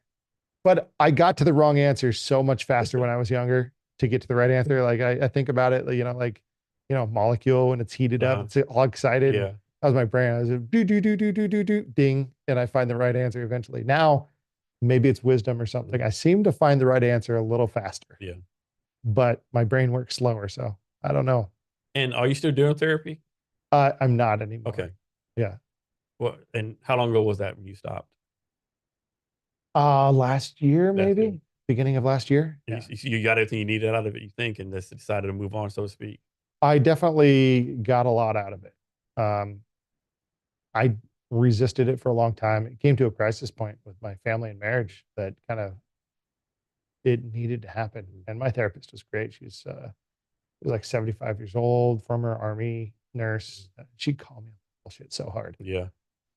Josh, stop dancing around it, Yeah. and I loved her. But yeah, no, I think that I'm in a much better place, more reflective, able to hear my wife's opinions, able to identify like if I'm angry, like what am I angry about? Yeah. Like, well, what is the fear that's driving that?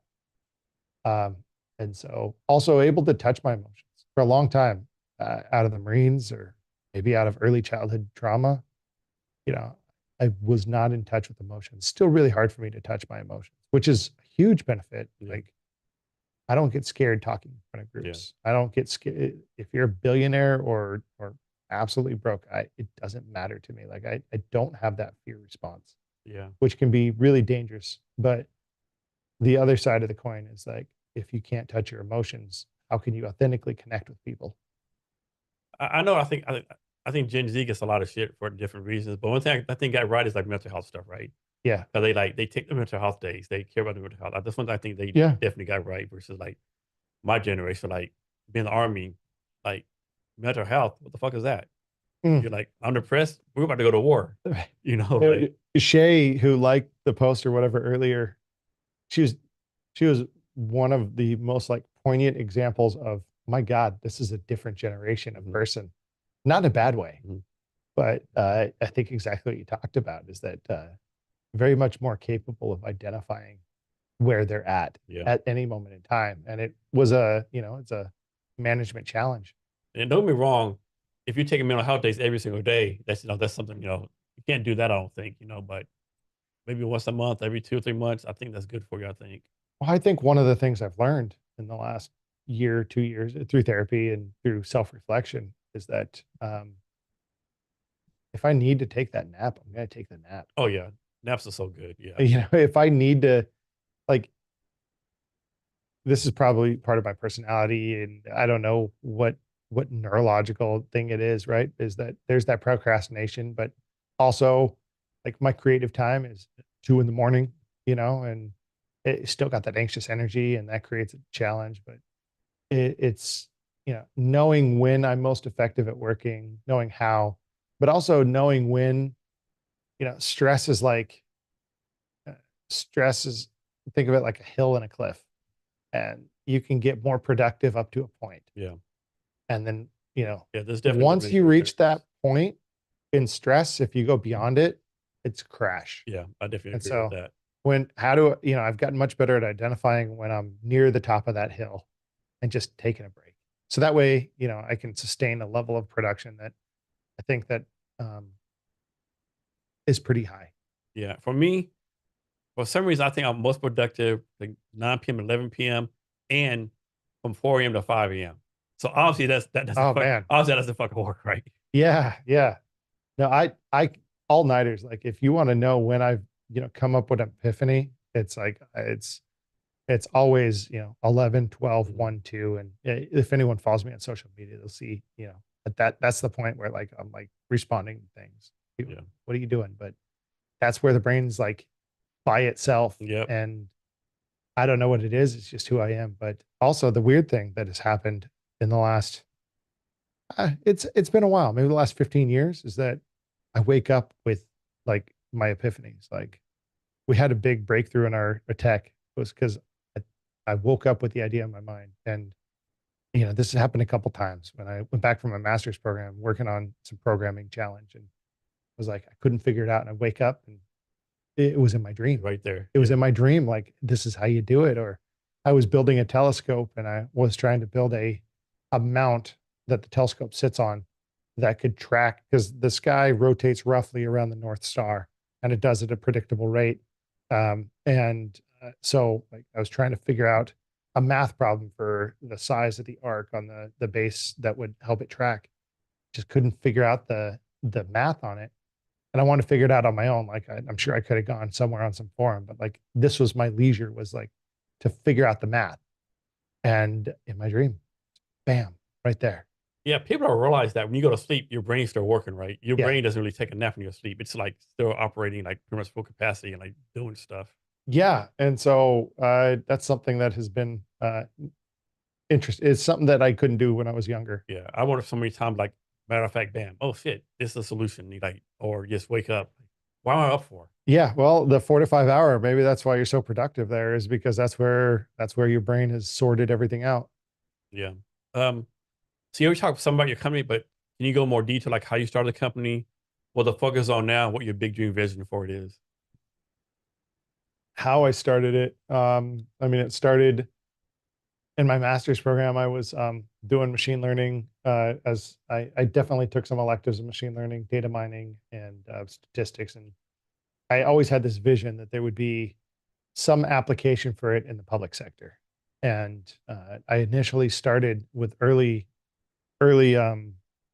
iterations of the idea for the company, with idea of automatic meeting minute generation, in a way different than what might be on the market, because a lot of meeting minute generation is for like corporate boards and things like that, and it doesn't really fit in the public sector. And so I downloaded meeting minutes from dozens of different cities and created a corpus of words that, in one word combinations, 2, 3, 4 word combinations, would likely tell you when different things would occur. So like, anytime something like a law gets passed, there's always a motion, like I move to do this, or I'll make a motion, and there's always something that comes near that, like I'll second that, or two, or there's some word combinations that create like in proximity to other word combinations that give you an idea of when things happen in a meeting. And they tend to be standard across multiple jurisdictions.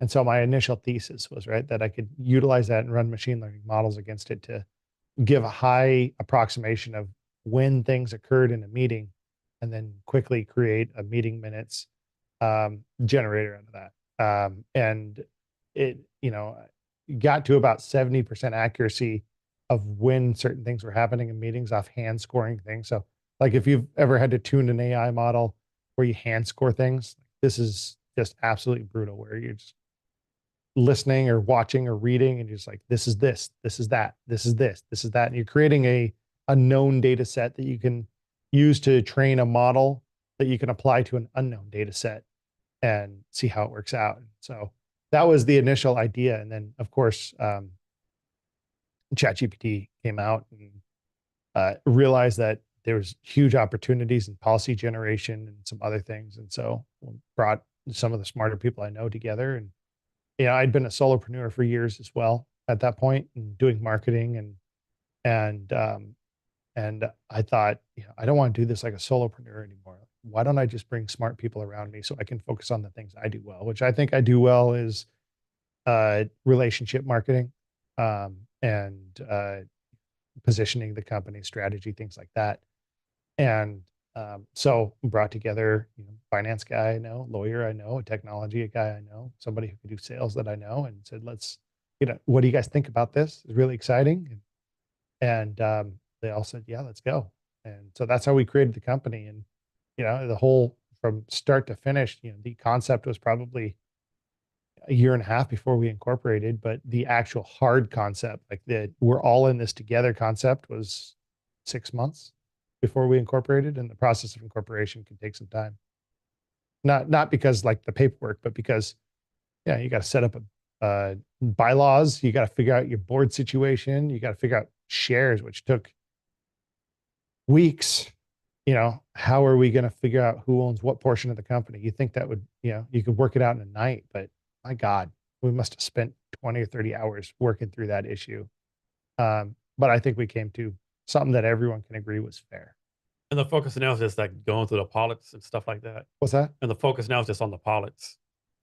Is on the what? The pilot. Oh, the pilots. Yeah. The focus now is on, I don't want to call it a full pivot, call it a micro pivot away from our other thing. Our initial perspective was that our pilots were going to be constituent facing, but now we realize that our work is internal facing, and that's requiring us to revise a significant chunk of what our initial vision was. And so we've got a strong vision on where we're going with it, and our long term. I think that when we build this the right way, that there we can penetrate the market really significantly. It's a $86 billion technology market in just public government across the US. And this is just cities, not all jurisdictions like counties and school districts. And I think we can capture a significant portion of that market. I'm not saying like 30%, but I think that we could platform a lot of really good ideas. I talked about legislate, there's police AI, there's a number of different things around the edges of what we're doing. And I think that we can be the optimum platform. Like, you want to take your really good idea that solves a problem, and we can be the platform to get you into our network of cities, because that's what we really do well, is distribute. And so we have an opportunity to sell to cities, but also to broker and platform really good ideas into cities as well. Joshua, is there anything else I asked you that I haven't asked you yet, or anything else you want to talk about? Oh, that's really tough. I think we've gone all over the place on this one. I really enjoyed being able to share the story. I don't think you have to ask it, but I would just, if anyone's watching this to this point, I'd say if you have an idea, run with it at this point. I'm 40. Took me till I was 40 years old to pull together, an idea that I could have pulled together years ago. And maybe I couldn't have done it with AI, but I've had ideas, 30 years ago, I thought, man, it'd be really cool if high beams could just automatically turn on. I bet you a light sensor would figure that out. And now you see it in cars, Mhm. right? Uh, Surely some engineer had also figured it out 30 years ago. But the point being is that if you've got an idea, don't worry about all the reasons you can't. Like, and if you can't, if you're not a mechanical engineer, just go find one and like build the team. Because like just go build something. Nice. Don't don't wait. Hey, can you give us your social media so people can reach out to you? Sure. I think the best place to reach out is LinkedIn. You know, there's actually another Joshua Penner in Seattle, and his middle initial is A. But there's a lot of Josh Penners on LinkedIn. I'm the only one that's the mayor of Orting, and the only one that's CEO of Inquisio. So LinkedIn/r/Josh Penner, and that's the best place to reach me. You can find me on Twitter a little bit, but LinkedIn is the best place for sure. So, as a mayor of Orting, how do you utilize social media to like improve your being a mayor, improving the city? Like, how do you utilize social media? Oh, so I have like an official mayor account, which doesn't do a lot. I like very official statements. If we have a disaster, like I communicate through that. I have my own personal political page, which is definitely more who I am.